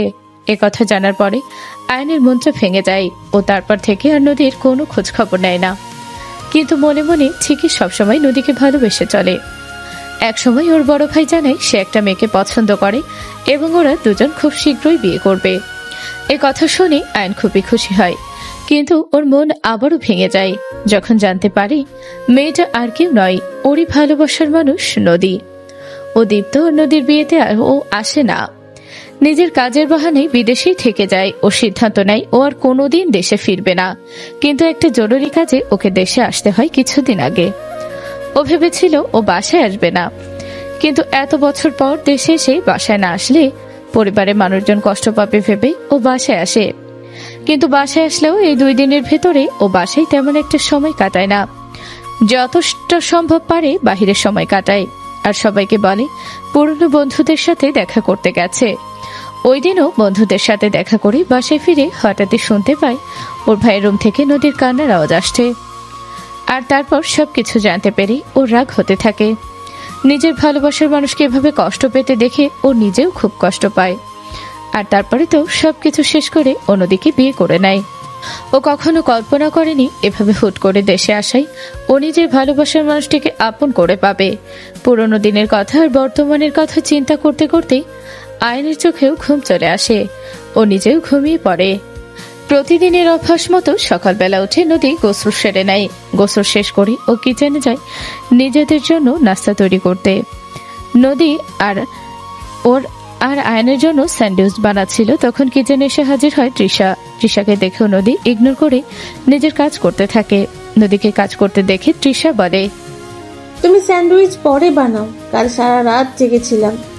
আমার না খুব মাথাটা ধরেছে, আমার জন্য 1 কাপ ব্ল্যাক কফি বানিয়ে দাও। তৃষার কথায় নদী কোনো পাত্তা না দিয়ে নিজের কাজ করতে থাকে। সেটা দেখে তৃষা জোরে বলে, এই তুমি কি কানে শুনতে পাও না? তোমাকে তো বললাম হাতের কাজ পরে করো, আগে আমাকে একটা ব্ল্যাক কফি বানিয়ে দাও। এত যদি মাথা ধরে থাকে তাহলে নিজের ব্ল্যাক কফি নিজেই বানিয়ে নাও, আমাকে কেন অর্ডার দিচ্ছ? What are you mad? আমি কফি বানাবো? আমি? এই তুমি জানো তুমি কাকে কি বলছো? আমার বাবাকে চেনো তুমি? আমার বাসায় না 5 জন কাজের লোক ছিল, যারা সব সময় আমার ফাই ফরমাস খাটতো। আমার পা থেকে জুতো খোলার জন্য না আলাদা লোক রাখা ছিল, আর সেই আমাকে তুমি বলছো কফি বানাতে? ফানি, তাড়াতাড়ি করে আমার জন্য কফি বানিয়ে দাও। পারবো না। কি? কানে কম শোনো নাকি তুমি? নাকি বাংলা বুঝতে পারো না? সহজ বাংলায় বললাম, আমি তোমার জন্য কফি বানাতে পারবো না। যদি পারো নিজেরটা নিজে বানিয়ে খাও, তা না হলে যা মন চায় তাই করো। এই মেয়ে, তোমার সাহস তো কম না, আমাকে কাজ করতে বলো। আমাকে কি কাজের লোক পেয়েছো নাকি? এক্স্যাক্টলি, আমি এটাই বোঝাতে চেয়েছি এত সময় ধরে। আমি তোমার কাজের লোক নই, যে তোমার অর্ডার ফলো করে চলবো। হতে পারো তুমি খুব বড় লোকের মেয়ে, তোমার বাসায় হয়তো অনেক কাজের লোকও ছিল, কিন্তু এখানে আমি তোমার কাজের লোক নই। যদি এতই বড় লোকের দেমাগ থাকে তাহলে নিজের বাবাকে বলো এখানেও তোমার জন্য কাজের লোক রেখে দিতে। এখন কানের কাছে এভাবে বক বক করে আমাকে ডিস্টার্ব করো না, আমাকে আমার কাজ করতে দাও। মুখে তো খুব বুলি ফুটেছে দেখছি, খুব চ্যাটাং চ্যাটাং করে কথা বলছিস। আমার বউ তোর কাছে কফি চেয়েছে, সেটা বানিয়ে দিলেই তো পারিস। তখন সেগুলো আমি নিজের ইচ্ছায় করতাম, নিজের দায়িত্ববোধ থেকে করতাম, বাধ্য হয়ে করতাম না। আর এখন এই কফি বানানোটা আপনার স্ত্রী আমাকে বাধ্য করেছে, বাট সরি, আমি এখন কারোর হুকুম মানতে বাধ্য নই। এক কাপ কফি তো বানাতে বলেছে, এতে এত নাটক করার কি আছে? আগেও তো ঘরে সব কাজ করতি, তাহলে তখন তো এত নাটক করতি না। আগের ব্যাপারে এখন আর এই ব্যাপারটা সম্পূর্ণ আলাদা। আগে আমি এই বাড়ির বউ ছিলাম, তাই কাজ করতাম। হ্যাঁ, এখনো এই বাড়ির বউ আছি আমি, কিন্তু জায়গাটা পরিবর্তন হয়েছে। আগে যে আমার স্বামী ছিল সে আমাকে কাজের লোকের মতো ট্রিট করত, তাই আমি ঘরের সব কাজ করতাম। কিন্তু এখন যে আমার স্বামী, সে আমাকে মহারানীর মতো করে রাখে, তা আমি কেন করতে যাব কাজের লোকের মতো কাজ? আর ওই যে বললেন না শুধুমাত্র এক কাপ কফি বানানোর ব্যাপার, তো সেটা আপনার বউকে নিজেকেই বানিয়ে নিতে বলুন। আর যদি আপনার এতই কষ্ট লাগে নিজের বউয়ের জন্য, তাহলে আপনি বরং বানিয়ে দিন কফিটা। এই মেয়ে, বেয়াদবি করবি না। আমার বৌমার মাথা ধরেছে। ও যখন বলেছে কফি তোকে বানাতে হবে, তার মানে তোকেই বানাতে হবে। তুই তো এখন আমার ছোট ছেলের বউ, তাই না? তো আমি শাশুড়ি হয়ে তোকে আদেশ করছি, এখনই কফি বানিয়ে নিয়ে আয়। নদীর বাবা মা না থাকায় ও নিজের শাশুড়িকে নিজের মায়ের মতোই ভালোবাসে। ও সবসময় ওর শাশুড়িকে যথেষ্ট সম্মান করে। এর আগেও ওর শাশুড়ি ওকে জানোই তাই বলে অপমান করার পরেও তিনি মুখ ফুটে কিছু বলতে পারেনি। নদী তাই সামনে হাজির করেছে, তাই আজকে উনি মনে করেন ওনার আদেশ নদী পালন করবে। নদীও স্যান্ডউইচ বানানো শেষ করে কফির জন্য পানি বসায়। সেটা দেখে দীপ্ত, তৃষা আর ওর শাশুড়ি খুব খুশি হয়। ওদের চোখে মুখে বিজয়ের হাসি লেগে থাকে। নদী আর চোখে তৃষার দিকে একবার তাকায়, দেখে তৃষা ওর দিকে শয়তানি হাসি দিয়ে চেয়ে আছে, যেন ওকে বোঝাতে চাইছে ও জিতে গেছে। নদী সুন্দর মতো এক কাপ কফি বানায়। কফি মগ কিচেনে রেখে নদীর স্যান্ডউইচের প্লেট হাতে করে নিয়ে এসে ডাইনিং এ রাখে। তারপর গিয়ে কফির মগটা নিয়ে আসে। নদীকে কফির মগ হাতে করে আসতে দেখে তৃষা হাতে গিয়ে দেয়, কিন্তু নদী তৃষাকে উপেক্ষা করে কফির মগটা নিয়ে গিয়ে ডাইনিং টেবিলের একটা চেয়ারে বসে। তারপর আরাম করে বসে বসে কফিতে একটা চুমুক দেয়। তারপর নিজেকে বলে, আরে বাহ নদী, তোর হাতে তো জাদু আছে, কফিটা তো সেই হয়েছে। নদীকে কফিটা নিজের জন্য বানাতে দেখে তৃষা খুব রেগে যায়। দীপ্ত আর ওর শাশুড়িও খুব রেগে যায়। তৃষা রেগে নদীর সামনে গিয়ে দাঁড়ায়, টেবিলের উপরে জোরে একটা চড় মেরে বলে, এই, তুমি আমার কফি কেন খাচ্ছ? তোমার কফি মানে কি? কফিটা কি তুমি বানিয়েছো নাকি? আমি তো তোমাকে বললাম ওর জন্য কফি বানাতে, তাই তো তুমি কফি বানাবে। এখন ওকে না দিয়ে সেটা নিজে কেন খাচ্ছ? হ্যাঁ, আপনি আমাকে আদেশ করেছিলেন ওর জন্য কফি বানাতে, কিন্তু আমি কি একবারও বলেছি আমি ওর জন্য কফি বানাবো? মানে কি? মানে হচ্ছে এটাই যে আমি আপনার বউয়ের জন্য কফিটা বানাইনি, কফিটা আমি নিজের জন্যই বানিয়েছি। যদি আপনাদের এতই কফি খেতে মন চায় তো নিজেরা বানিয়ে খান না, আমাকে কেন ডিস্টার্ব করছেন? তুমি আমার জন্য কফি বানাবে না, তাই তো? ঠিক আছে, আমি যদি কফি না খাই তাহলে তোমাকেও এই কফি খেতে দেব না। তৃষা রেগে নদীর হাত থেকে কফির মগটা ছিনিয়ে নেয়, তারপর সেটা ফ্লোরে ছুঁড়ে মারে। নদী চেয়ার থেকে উঠে দাঁড়ায়, এক নজর নিজে ভাঙা কফির মগটার দিকে তাকিয়ে তৃষার দিকে ফিরে তৃষার গালে সজোরে একটা চড় বসায়। নদীর এমন কাণ্ডে সবাই হতভম্ব হয়ে পড়ে। দীপ্তর মা আর দীপ্ত একে অপরের মুখ চাওয়াচাই করতে থাকে। নদী আগে অনেক শান্ত স্বভাবের ছিল, ওদের সবার অপমান অপদস্থ মারধর সব চুপচাপ সহ্য করে নিত। সেই নদী আজকে তৃষাকে চড় মেরেছে, এটা যেন ওদের কারোরই বিশ্বাসই হতে চায় না। How dare you! তুমি আমাকে চড় মারলে? তুমি জানো এর ফল কি হতে পারে? তোমার মতো ভিখারির বাচ্চা এত সাহস পাও কোথা থেকে আমাকে চড় মারার? এই চরটা যদি তোমার মা বাবা তোমাকে ছোট থাকতে দিত না, তাহলে আজকে এই ধরনের অসভ্যতামি তুমি করতে পারতে না। তোমার সাহস হলো কি করে আমার হাত থেকে কফির মগ ছিনিয়ে নিয়ে সেটা ছুঁড়ে ফেলো? আমার বানানো কফি তোমাকে ফেলানোর অনুমতি কে দিয়েছে? নদীর ব্যবহারে সবাই অবাক হলেও দীপ্ত রেগে নদীর সামনে এসে দাঁড়ায়। তারপর নদীকে চড় মারার জন্য হাত উঁচু করে বলে, তোর সাহস খুব বেড়ে গেছে না? এত বড় স্পর্ধা তুই আমার বউয়ের গায়ে হাত তুলিস? আজকে দেখ আমি তোকে কি করি। কথাটা বলে দীপ্ত নদীকে চড় মারতে নেয়। তখনই আয়ান এসে দীপ্তর হাত ধরে ফেলে আর বলে, তুমি আবারও আমার বউয়ের গায়ে হাত তোলার চেষ্টা করেছো? আগের দিনের ওয়ার্নিং কি ভুলে গেছো নাকি? তাহলে আবারও মনে করে নাও। খবরদার, আমার বউয়ের গায়ে যদি একটা ফুলের টোকাও লাগে তাহলে কিন্তু আমি কাউকে ছেড়ে কথা বলবো না। বাহ, তুই তো ভারী স্বার্থপর। তোর ভাই তোর বউকে মারছে, এটা তুই দেখলি, অথচ তোর বউ যে আমাকে মারলো সেটা তোর চোখে পড়লো না? নদী যা করেছে একদম ঠিক করেছে। তুই এটারই প্রাপ্য। এতক্ষণ যা যা হয়েছে আমি সব দেখেছি সিঁড়ির উপর দাঁড়িয়ে। তুই কে আমার বউকে হুকুম দেয়ার? আর তোরা কিভাবে ভাবলি ও তোদের জন্য কাজ করবে? এতে হুকুমের কি আছে? তোমার বউয়ের কাছে শুধু এক কাপ কফি চাওয়া হয়েছিল। মা, তুমিও এদের সাথে তাল দিচ্ছ? তোমাদের কত সুন্দর এক্সপেকটেশন, তাই না? যেই মেয়ে 2টা বছর ওর হাজবেন্ডের সাথে পরকিয়া করেছে, যার জন্য ওর সংসার ভেঙেছে, যে কিনা এখন ওর এক্স হাজবেন্ডের ওয়াইফ, সে ওকে কফি বানাতে বলবে আর ও হাসি মুখে নাচতে নাচতে কফি বানিয়ে দিবে, তাই না? আসলেই তোমরা কত কিছু ভাবতে পারো। ওর জায়গায় তুমি হলে তুমি পারতে নিজের জীবন ধ্বংসকারীর জন্য কফি বানাতে? আয়ানের কথা শুনে ওর মা একদম চুপ হয়ে যায়।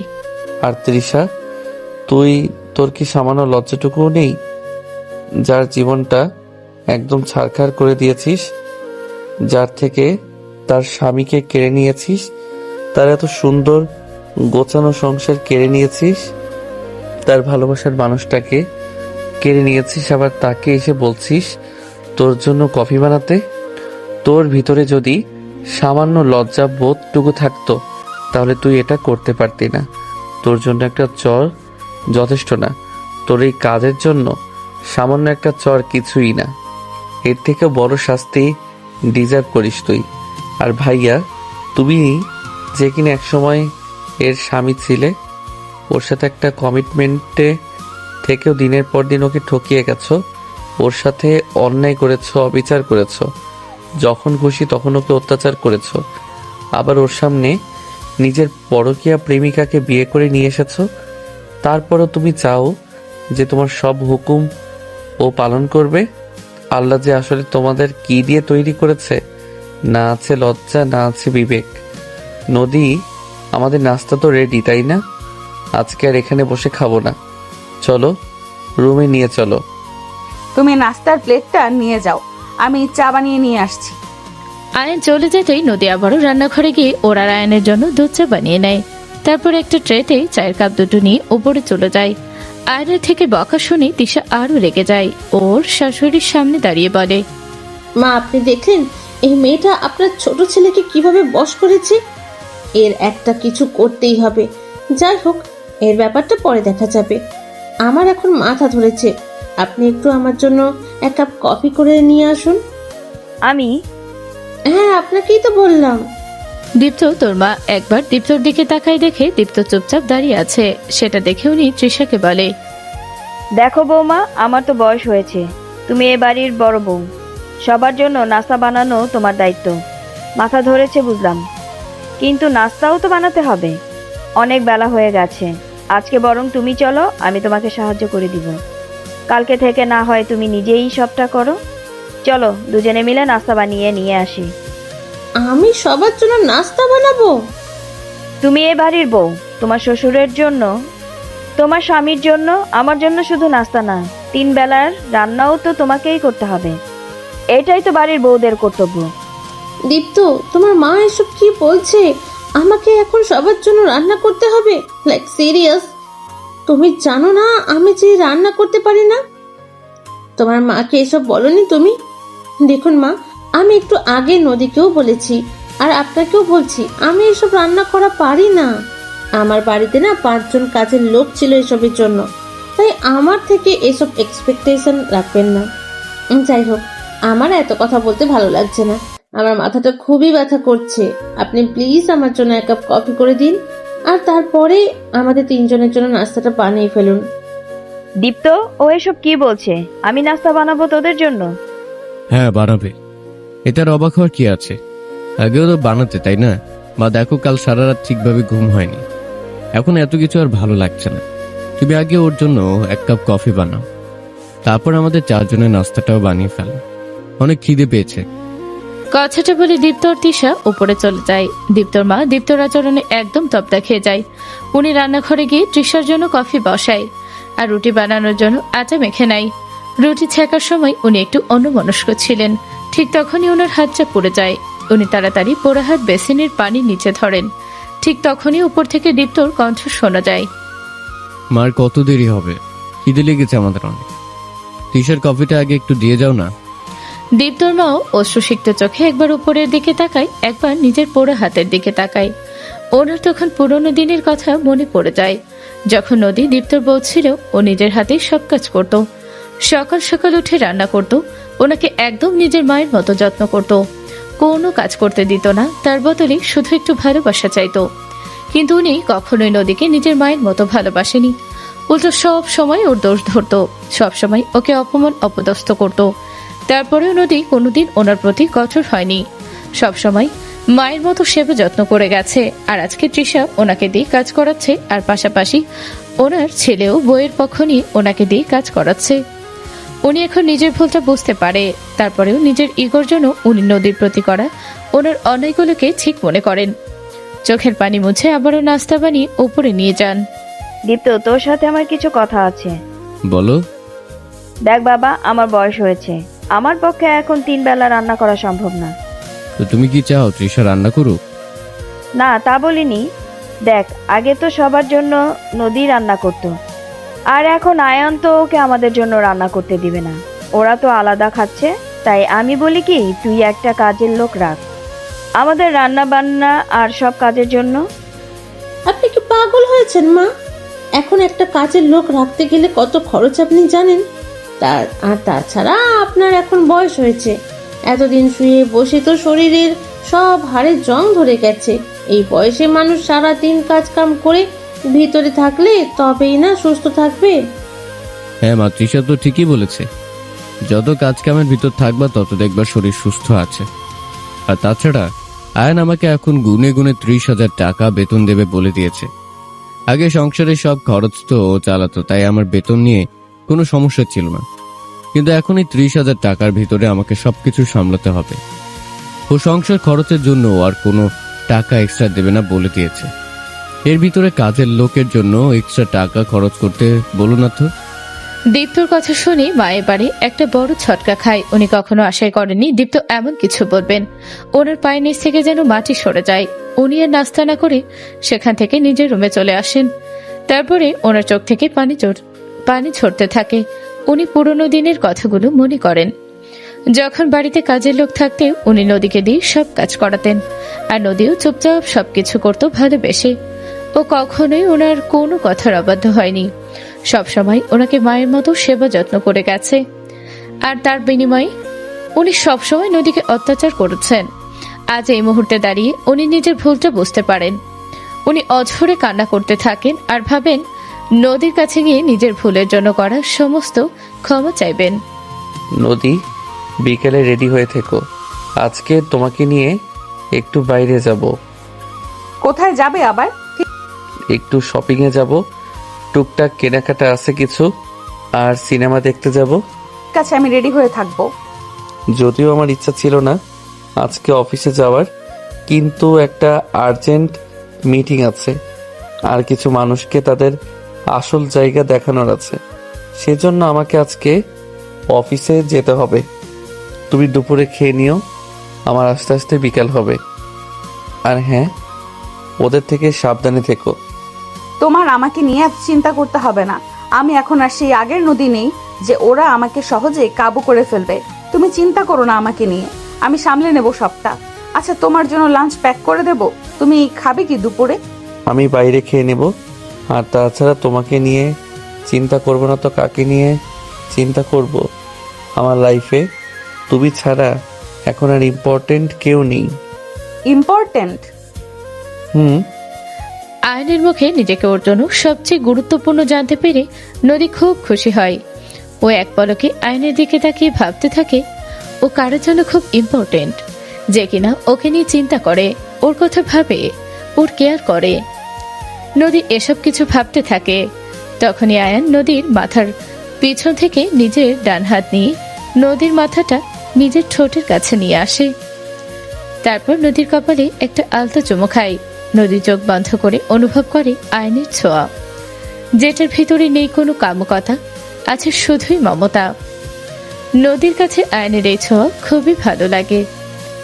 আয়ন নদীর কপাল থেকে নিজের ঠোঁটটা সরিয়ে নদীর গালে নিজের 2 হাত রেখে বলে, আমার এই ছোট ছোট স্পর্শগুলোকে খারাপভাবে নিও না প্লিজ। এগুলোকে ভালোবাসার চিহ্ন হিসেবে মনে করো। আসছি, নিজের খেয়াল রেখো। আয়ন বেরিয়ে যেতেই নদীর শাশুড়ি ও রুমে আসে। এই সময় নিজের শাশুড়িকে রুমে দেখে নদী কিছুটা অবাক হয়। ও মনে করে ওর শাশুড়ি হয়তো ওকে আবারও উল্টোপাল্টা কিছু বলতে এসেছে।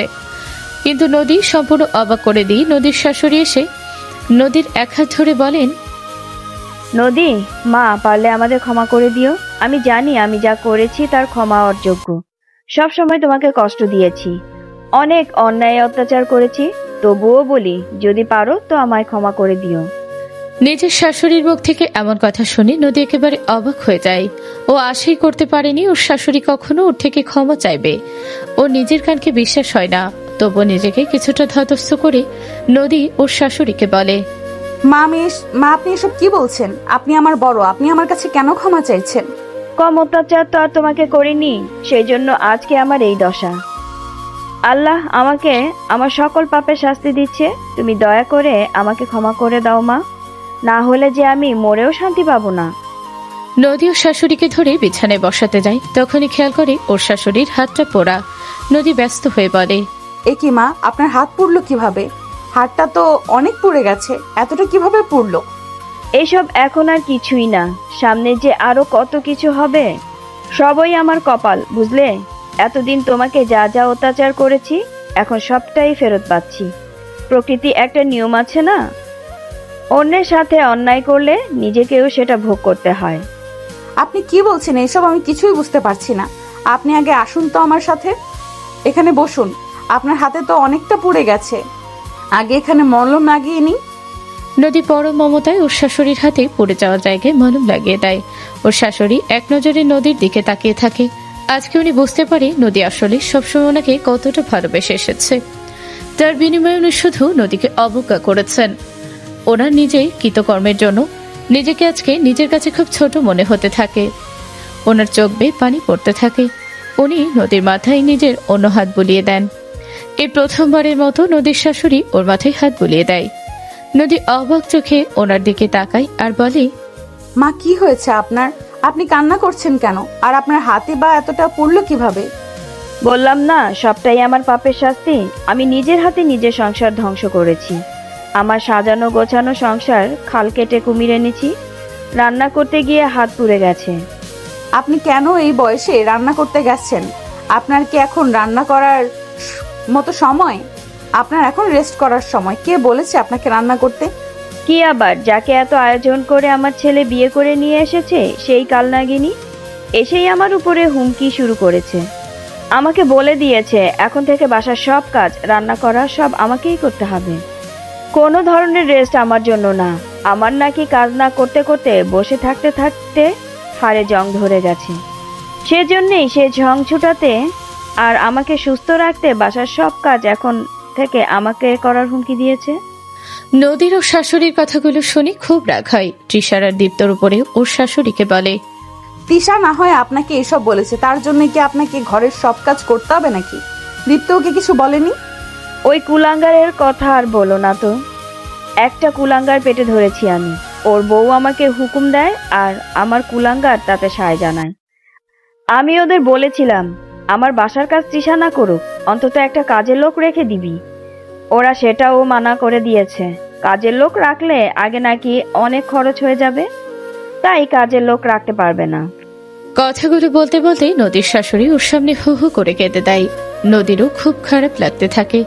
নদীর শাশুড়ির কিছুটা থেমে আবারও বলেন, তুমি আমাকে ক্ষমা করে দিও মা। আমি জানি এতদিন তোমার সাথে যা যা অন্যায় করেছি তার জন্য কোনো ক্ষমা হয় না, কিন্তু তুমি যদি আমাকে ক্ষমা না করো তাহলে আমি মরেও শান্তি পাবো না। আল্লাহ আমাকে তোমার সাথে করা সকল অন্যায়ের শাস্তি এভাবেই ফেরত দিচ্ছে। যে ছেলেকে আমি এত ভালোবাসা দিয়েছি, বড় করলাম, এতদিন আগলে রাখলাম, সব সময় ওর অন্যায় জেনেও ওকে সাপোর্ট করে গেলাম, সেই ছেলেই আজকে বউয়ের জন্য আমাকে দাসী বানিয়ে দিয়েছে। ভুলটা আমারই। আমি তোমার মতো খাঁটি রত্ন রেখে কয়লার দিকে হাত বাড়িয়েছিলাম, সেজন্যেই জ্বলন্ত কয়লায় আজকে পুড়ছি আমি। সেই সময় থেকে কি ক্ষমা ক্ষমা করে যাচ্ছেন বলুন তো? আপনি আমার মা, আপনি কেন আমার কাছে ক্ষমা চাইছেন? আপনি আমার কাছে ক্ষমা চেয়ে আমাকে লজ্জিত করবেন না। আপনার করা কোনো কিছুই আমি মনে রাখিনি। আপনার করা শাসনগুলো আমি ভালোবাসা হিসাবেই ধরে এসেছি। আমার নিজের মা থাকলে কি আমাকে শাসন করতো না নাকি? তাই দয়া করে আমার কাছে ক্ষমা চেয়ে আমাকে ছোট করবেন না। নদী ওর শাশুড়ির চোখের পানি মুছিয়ে দেয়, তারপর আবারও বলে, মা, আপনাকে একটা কথা বলি। দেখুন, ওরা যেহেতু আপনার সাথে এমন আচরণ করছে, আমার মনে হয় না দীপ্ত এখন আর আপনার পক্ষ নিয়ে কথা বলবে। আপনার যদি কোনো সমস্যা না থাকে তাহলে আপনি এখন থেকে আমার আর আপনার ছোট ছেলের সাথে খাবেন। আপনার এখন রেস্ট করার সময়। ঘরের কাজ বাজ করতে গেলে আপনি আরো অসুস্থ হয়ে পড়বেন। তাই আমি বলি কি, আপনি ওদের সাথে এখন থেকে আর খাবেন না। ওদের সাথে না খেলে ওরা নিশ্চয়ই আপনাকে আর কাজ করতে বলবে না। আপনার সমস্ত দায়িত্ব এখন থেকে আমাদের। না না, তা হয় না। এতদিন তোমাকে কম অত্যাচার করিনি। এখন তুমি একটু সুখে শান্তিতে আছো, তার ভেতরে আবার ঢুকে তোমাকে কষ্ট দিতে চাই না। আর এখন আমার সাথে যা যা হচ্ছে সবই আমার কর্মফল। কষ্টের আবার কি আছে? দেখুন মা, আমি কখনো আপনাকে নিজের শাশুড়ি মনে করিনি। সবসময় নিজের মাই মনে করেছি। আর নিজের মায়ের সেবা যত্ন করায় কষ্টের কি আছে? আমি যেটা বলেছি সেটাই হবে। আপনি এখন থেকে আমাদের সাথেই থাকবেন, আমাদের থেকেই খাবেন। নদী নিচে কিচেনে যায় ওর আয়নের আর ওর শাশুড়ির জন্য রাতে ডিনার রেডি করতে। আর ওর আয়নের প্ল্যানিং ছিল মুভি দেখে ফেরার সময় বাহিরে ডিনার করবে, কিন্তু এখন যেহেতু ওর শাশুড়ি ওদের সাথে খাবে তাই ও নিচে কি ডিনার রেডি করতে থাকে। নদীকে কিচেনে দেখে তৃষা আসে ওকে জ্বালাতন করার জন্য। কি রান্না করছো? আমি কি করছি না করছি তাতে তোমার কি? হ্যাঁ, আমার উপর এত নজরদারি কেন চালাচ্ছ? তুমি নিজের চরকায় তেল দাও না। নদীর শাশুড়ি উপর থেকে নিচে নেমে আসেন। মাকে দেখে তৃষা বলে, আমাদের দুপুরে রান্না হয়েছে। কি রান্না করছেন আজকে দুপুরের জন্য? তোমার লজ্জা করে না নিজের মায়ের বয়সী শাশুড়িকে হুকুম দাও? ওনাকে দিয়ে সকালে যে রান্না করিয়েছো, তুমি কি জানো ওনার হাত পুড়ে গেছে? তোমরা কেমন মানুষ? হ্যাঁ, ওনার বয়স দেখো তো। এই বয়সে ওনাকে ঘরের সব কাজ করতে বলো কোন হিসাবে? ও বাবা, আপনি দেখছি এখন ওর দলে ভিড়ে গিয়েছেন। নিজের ছোট বৌমার কাছে কি আমাদের নামে নালিশ করছেন? আপনি কি ভেবেছেন আপনি ওর কাছে গিয়ে নালিশ করবেন আর আমরা 3 বেলা আপনাকে বসে বসে খাবো? আজকে দীপ্ত অফিস থেকে ফিরুক, তারপর আপনাকে দেখছি। এই, তুমি কি দেখবে ওনাকে? হ্যাঁ, এত বড় কথা বলার সাহস কি করে হয় তোমার? বড়দের সম্মান করতে তো জানো না। শিখিয়েছো শুধু দিমাগ দেখাতে। উনি না তোমাদের খাওয়ানোর আশাতে বসে নেই। আজকে থেকে মা আমাদের সাথে খাবেন। নদীর কথায় তৃষা খুব রেগে যায়। ও কটমট করে শাশুড়ির দিকে আর নদীর দিকে তাকিয়ে উপরে চলে যায়। নদী রান্না শেষ করে উপরে চলে যায় আর ওর শাশুড়িকে বলে রুমে গিয়ে রেস্ট নিতে। দুপুরবেলা ও আর ওর শাশুড়ি একসাথে বসে লাঞ্চ সেরে নেয়। বিকেলবেলা নদী আয়ন আসার আগে একটা মেরুন রঙের শাড়ি পরে হালকা সাজগোজ করে নেয়। চোখে সামান্য কাজল দেয়, চুলগুলো ছেড়ে রাখে, কপালে একটা কালো টিপ আর ঠোঁটে মেরুন রঙের গাঢ় লিপস্টিক। গলা এবং কানে আয়নের কিনে দেওয়া একটা সিম্পল গোল্ডেন নেকলেস আর ইয়ারিং পরে। এই সামান্য সাজে নদীকে অপূর্ব সুন্দর লাগছিল। আয়ন ভেতরে প্রবেশ করেই নদীকে দেখে মুগ্ধ চোখে চেয়ে থাকে। মাশাল্লাহ, আমার বউটাকে তো আজকে একদম পরীর মতো লাগছে, কারোর নজর না লেগে যায়। দূর, তুমি যে কি বলো না। যাও, এই স্যুট বুট পাল্টে একটা পাঞ্জাবি বের করে রেখেছি অফ হোয়াইট কালারের, ওটা পরে এসো। জো হুকুম মহারানী। আয়ন ফ্রেশ হয়ে নদী বের করে রাখা পাঞ্জাবি পরে আসে। তারপরে ওরা দুজন চলে যায়। ওরা দুজন প্রথমে কিছু শপিং সেরে নেয় নদীর জন্য। নদী আবার ওর শাশুড়ির জন্য 2টা শাড়ি কিনে নেয়। তারপর ওরা দুজন সিনেমা হলে যায় মুভি দেখতে। আজকে নদীর কথা মতো আয়ন গাড়ি নেয়নি। ওরা দুজন রিক্সায় করে যায়। সিনেমা দেখা শেষ করতে করতে রাত 9টা বেজে যায়। ওরা দুজন বাহিরে বেরিয়ে একটা রিক্সা নেয়।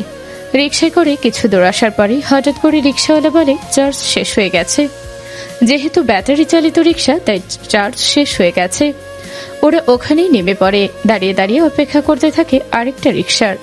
কিন্তু তখনই হুট করে মুষলধারে বৃষ্টি শুরু হয়ে যায়। বৃষ্টি দেখতেই নদী খিলখিলিয়ে হেসে ওঠে ও বৃষ্টিতে ভিজতে শুরু করে দেয়।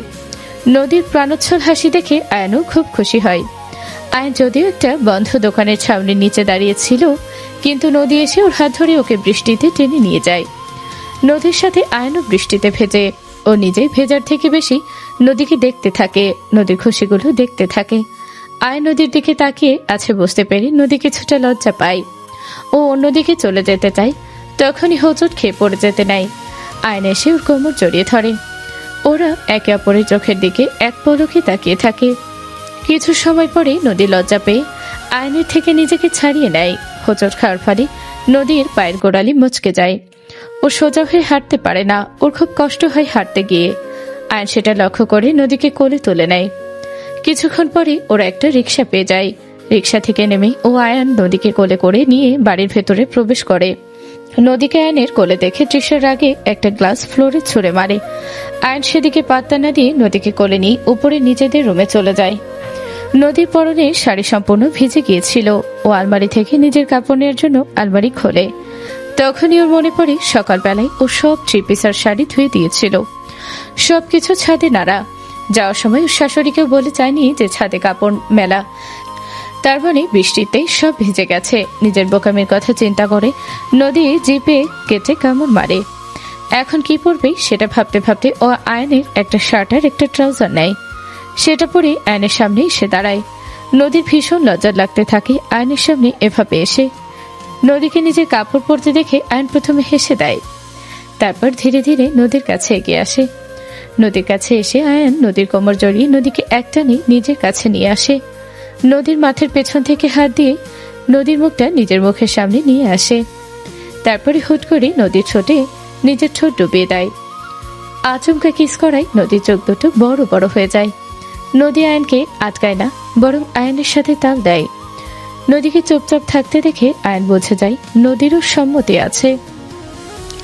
আয়ন নদীর ঠোঁট থেকে নিজের ঠোঁটটা সরিয়ে নেয়। তারপর নদীকে কোলে তুলে নিয়ে বিছানায় শুয়ে দেয়। ও নদীর শার্টের বাটন একটা একটা করে খুলতে থাকে। হঠাৎই নদী ওর হাত চেপে ধরে ওকে আটকে দেয়।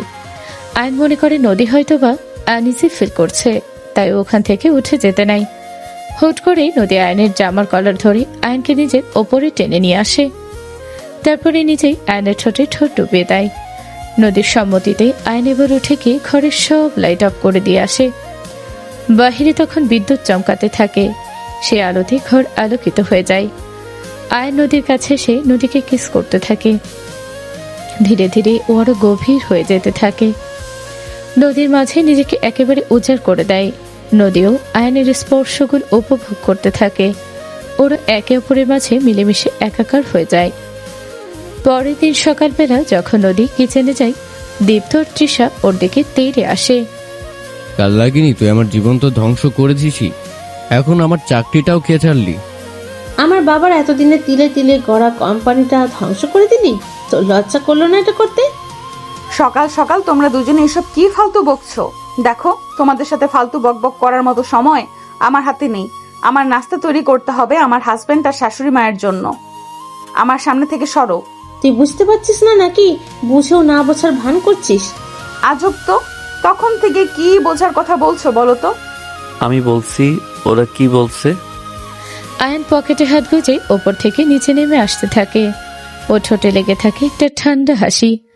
ও নিচে নেমে আসতেই দীপ্ত আর তৃষা নদীর থেকে দূরে সরে দাঁড়ায়। আয়ন নিচে এসে নদীর দিকে তাকিয়ে বলে, দীপ্ত ভাইয়ের চাকরিটা আর নেই।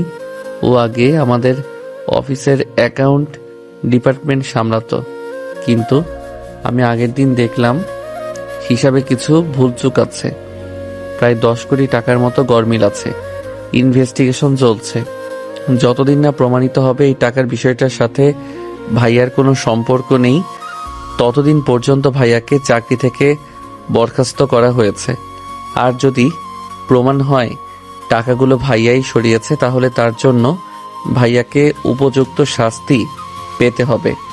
আর তৃষার বাবার কোম্পানি? তৃষার বাবার কোম্পানি থেকে আমরা বিভিন্ন বিল্ডিংয়ের জন্য কনস্ট্রাকশনের আইটেম নিতাম। রড, সিমেন্ট, ইট এগুলো সব ওর বাবার কোম্পানি থেকেই সাপ্লাই করা হতো। কিন্তু মাঝে আমাদের একটা কনস্ট্রাকশন সাইটের বিল্ডিং ধসে পড়ে।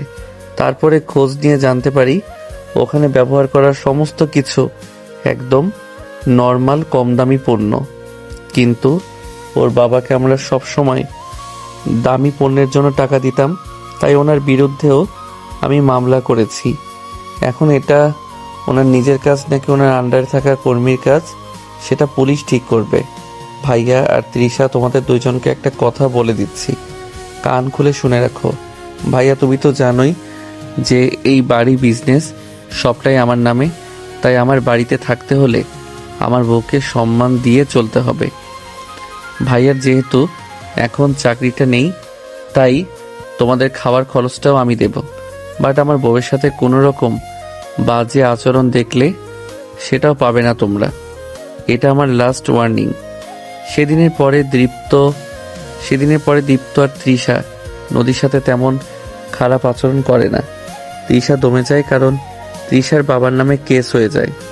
ওনার আরও কিছু দুর্নীতির কথা সামনে আসে, যার ফলে ওনার 6 বছরের কারাদণ্ড হয় এবং ওনার সমস্ত সম্পত্তি পুলিশ বাজেয়াপ্ত করে নেয়। দীপ্তর চাকরি চলে যাওয়ার পরে আর কোথাও কোনো চাকরি জোগাড় করতে পারেনি, তাই ওকে আর তৃষাকে আয়নের উপরে নির্ভর করে চলতে হয়। ওর আর তৃষার ভিতরে ঝগড়া ঝামেলা লেগেই থাকে। তৃষা একটু উচ্চবিলাসী জীবনযাপন পছন্দ করে, কিন্তু দীপ্ত সেগুলো পূরণ করতে পারে না। সেজন্য ওদের দুজনের ভিতর সবসময় ঝগড়া ঝামেলা লেগেই থাকে। তৃষার এই আচরণে দীপ্ত ধীরে ধীরে পস্তাতে থাকে। ওর তখন নিজের আগের জীবনের কথা মনে পড়ে, যখন ও আর নদী একসাথে ছিল। নদী কখনোই ওর সামর্থ্যের বাইরে গিয়ে কোনো আবদার করতো না, সব সময় ওকে বুঝতো, ওকে সাপোর্ট করত। সেখানে তৃষা সম্পূর্ণই উল্টো। নিজের ভুল বুঝতে পেরে দীপ্তর আফসোস হতে থাকে। এভাবে কেটে যায় কয়েক মাস। হুট করে একদিন ড্রয়িং রুমে নদী মাথা ঘুরে পড়ে যায়। ডাক্তার এসে চেক আপ করে জানায় নদী মা হতে চলেছে। এই খবর জানতে পেরে আয়ান আর নদীর শাশুড়ি দুজনেই খুব খুশি হয়। এদিকে দীপ্তর মাথায় যেন আকাশ ভেঙে পড়ে। নদী, ডাক্তার এসব কি বলছে? তুমি কিভাবে মা হতে পারো? আজব, আমি কেন মা হতে পারবো না? দেখো, আমি একটা বিবাহিত মেয়ে, তাই মা না হওয়ার তো কোনো কারণ দেখছি না। কিন্তু সেদিন চেক আপের সময় ডাক্তার তো বলেছিল তুমি কখনো মা হতে পারবে না। কারণ ডক্টরকে আমি বলেছিলাম এমনটা। আসলে সমস্যা আমার ভেতরে না, তোমার ভেতরে আছে। তুমি কখনো বাবা হতে পারবে না। এতগুলো বছর আমি সবার থেকে সবটা লুকিয়েছি, সমাজের চোখে বন্ধা হয়ে থেকেছি, সবার অপমান সহ্য করেছি শুধুমাত্র তোমার সম্মান রক্ষা করতে। অথচ তুমি কি করেছো দেখো, মাঝপথে এসে আমার হাত ছেড়ে দিয়েছো। ভালোই করেছো। তুমি যদি আমার হাত না ছাড়তে, তাহলে আমি আয়নের মতো এত ভালো একজন জীবনসঙ্গী পেতাম না, যে আমাকে ভালোবাসে, সাপোর্ট করে, বোঝে, যার কাছে শুধু আমি গুরুত্বপূর্ণ। আমার দোষ ভুল এগুলোর থেকেও। দীপ্ত, ও এগুলো কি বলছে? তুমি কখনো পারবে না। এতগুলো দিন আমি তোমার সাথে ছিলাম, ভেবেছিলাম আমাদের সম্পর্কটাকে একটা সুযোগ দিব, কিন্তু সরি, আজকের পরে আর সেটা সম্ভব না। সম্পর্কটাকে সুযোগ দিবে মানে কি? তুমি তো আমাকে ভালোবাসো, তাই না? না, বাসি না আমি ভালো তোমাকে। তোমাকে বিয়ে করাটা শুধুমাত্র আমার একটা চাল ছিল, যাতে করে আমি আয়নের জীবন থেকে নদীকে বের করতে পারি। আয়নকে আমি স্কুল লাইফ থেকে ভালোবাসি, কিন্তু ও সেই স্কুল লাইফ থেকে নদীকে ভালোবেসে আসছে। ভেবেছিলাম বিদেশে যাওয়ার পর ও হয়তো নদীকে ভুলে যাবে, কিন্তু না, ও নদীর বেস্ট ফ্রেন্ডের সাথে নদীর খোঁজ খবর রাখতো। ও নদীর বেস্ট ফ্রেন্ডের থেকে নদীর খোঁজ খবর রাখতো। তারপরে যখন তোমার সাথে নদীর বিয়ে হলো, ভেবেছিলাম তখন হয়তো ও নদীকে ভুলে যাবে, কিন্তু না, ও তখন প্রতিজ্ঞা করলো ও আর জীবনে কখনো বিয়েই করবে না। এতদিন ভাবতাম নদী ওর বড় ভাইয়ের বউ ছিল, সেই জন্য হয়তো ও অন্য কাউকে ভালোবাসতে ভয় পাচ্ছে। তাই তোমার জীবন থেকে নদীকে বের করতে আমি তোমার সাথেও প্রেমের অভিনয় করেছিলাম। তারপর যখন তোমার আর নদীর ডিভোর্স হয়ে গেল, ভাবলাম তখন হয়তো আয়ন আবার বিদেশে ফিরে যাবে, আর তারপরে ওকে আমি ভুলিয়ে ভালিয়ে নিজে করে নেব। কিন্তু হুট করেই ও নদীকে বিয়ে করে নিয়ে আসলো, আর আমার সমস্ত প্ল্যান ফ্লপ হয়ে গেল। শুধুমাত্র আয়ানের জীবন থেকে নদীকে বের করতেই আমি তোমাকে বিয়ে করেছিলাম। কিন্তু এতদিনে আমি বুঝে গেছি আয়ান নদীকে সত্যিই ভালোবাসে খুব। ওদের আলাদা করা সম্ভব না, তাই সিদ্ধান্ত নিয়েছিলাম তোমার সাথে নিজের জীবনটাকে শুরু করব। কিন্তু আজকে জানতে পারলাম তুমি নাকি কখনো বাবাই হতে পারবে না। আর আমি তো আমার জীবন নিয়ে এত বড় স্যাক্রিফাইস করতে চাই না, তাই আমি চলে যাচ্ছি বাড়ি ছেড়ে। খুব তাড়াতাড়ি তুমি ডিভোর্স নোটিশ পেয়ে যাবে, সাইন করে দিও। দীপ্ত যেন আজকে ওর জীবনের সবচেয়ে বড় একটা ধাক্কা খায়। ও কল্পনা করতে পারেনি ওর জীবনের বড় একটা সত্যি এভাবে ওর সামনে আসবে, আর প্রত্যেকে ওকে ছেড়ে চলে যাবে। দীপ্ত ভেতর থেকে একেবারে ভেঙে পড়ে, নিজের জীবনের আর কোনো গতি খুঁজে পায় না। ও একদৌড়ে ছাদে চলে যায়, আর ছাদ থেকে লাফিয়ে আত্মহত্যা করার চেষ্টা করে, কিন্তু প্রাণে বেঁচে যায়। মাথায় আঘাত লাগায়, আজীবনের জন্য ও কোমায় চলে যায়। দীপ্তকে ডিভোর্স দেওয়ার পরে তৃষা একজন বড়লোক বয়স্ক লোককে বিয়ে করে, কিন্তু ভাগ্য আর এবারও সাথ দেয় না। ওই লোকের বাহিরে আরো অনেকগুলো প্রেমিকা থাকে। সেসব জানতে পেরে তৃষা যখন তার সাথে কথা কাটাকাটি করে, তখন ওই লোক তৃষাকে প্রচুর মারধর করে। এভাবে প্রতিনিয়ত ওই লোক তৃষার উপরে অত্যাচার করতে থাকে। একটা সময় পরে তৃষা মানসিকভাবে অসুস্থ হয়ে পড়ে, আর এখন ও একটা মেন্টাল হসপিটালে ভর্তি আছে। এদিকে নদী আর আয়ানের একটা পরীর মতো মেয়ে বাচ্চা হয়। ওরা দুজন ভালোবেসে ওদের মেয়ের নাম রাখে রাহা। মেয়ে নিয়ে ওদের সুখের সংসার খুব সুখে কাটতে থাকে। এভাবেই সমাপ্তি ঘটে একটি সুখের। সমাপ্ত।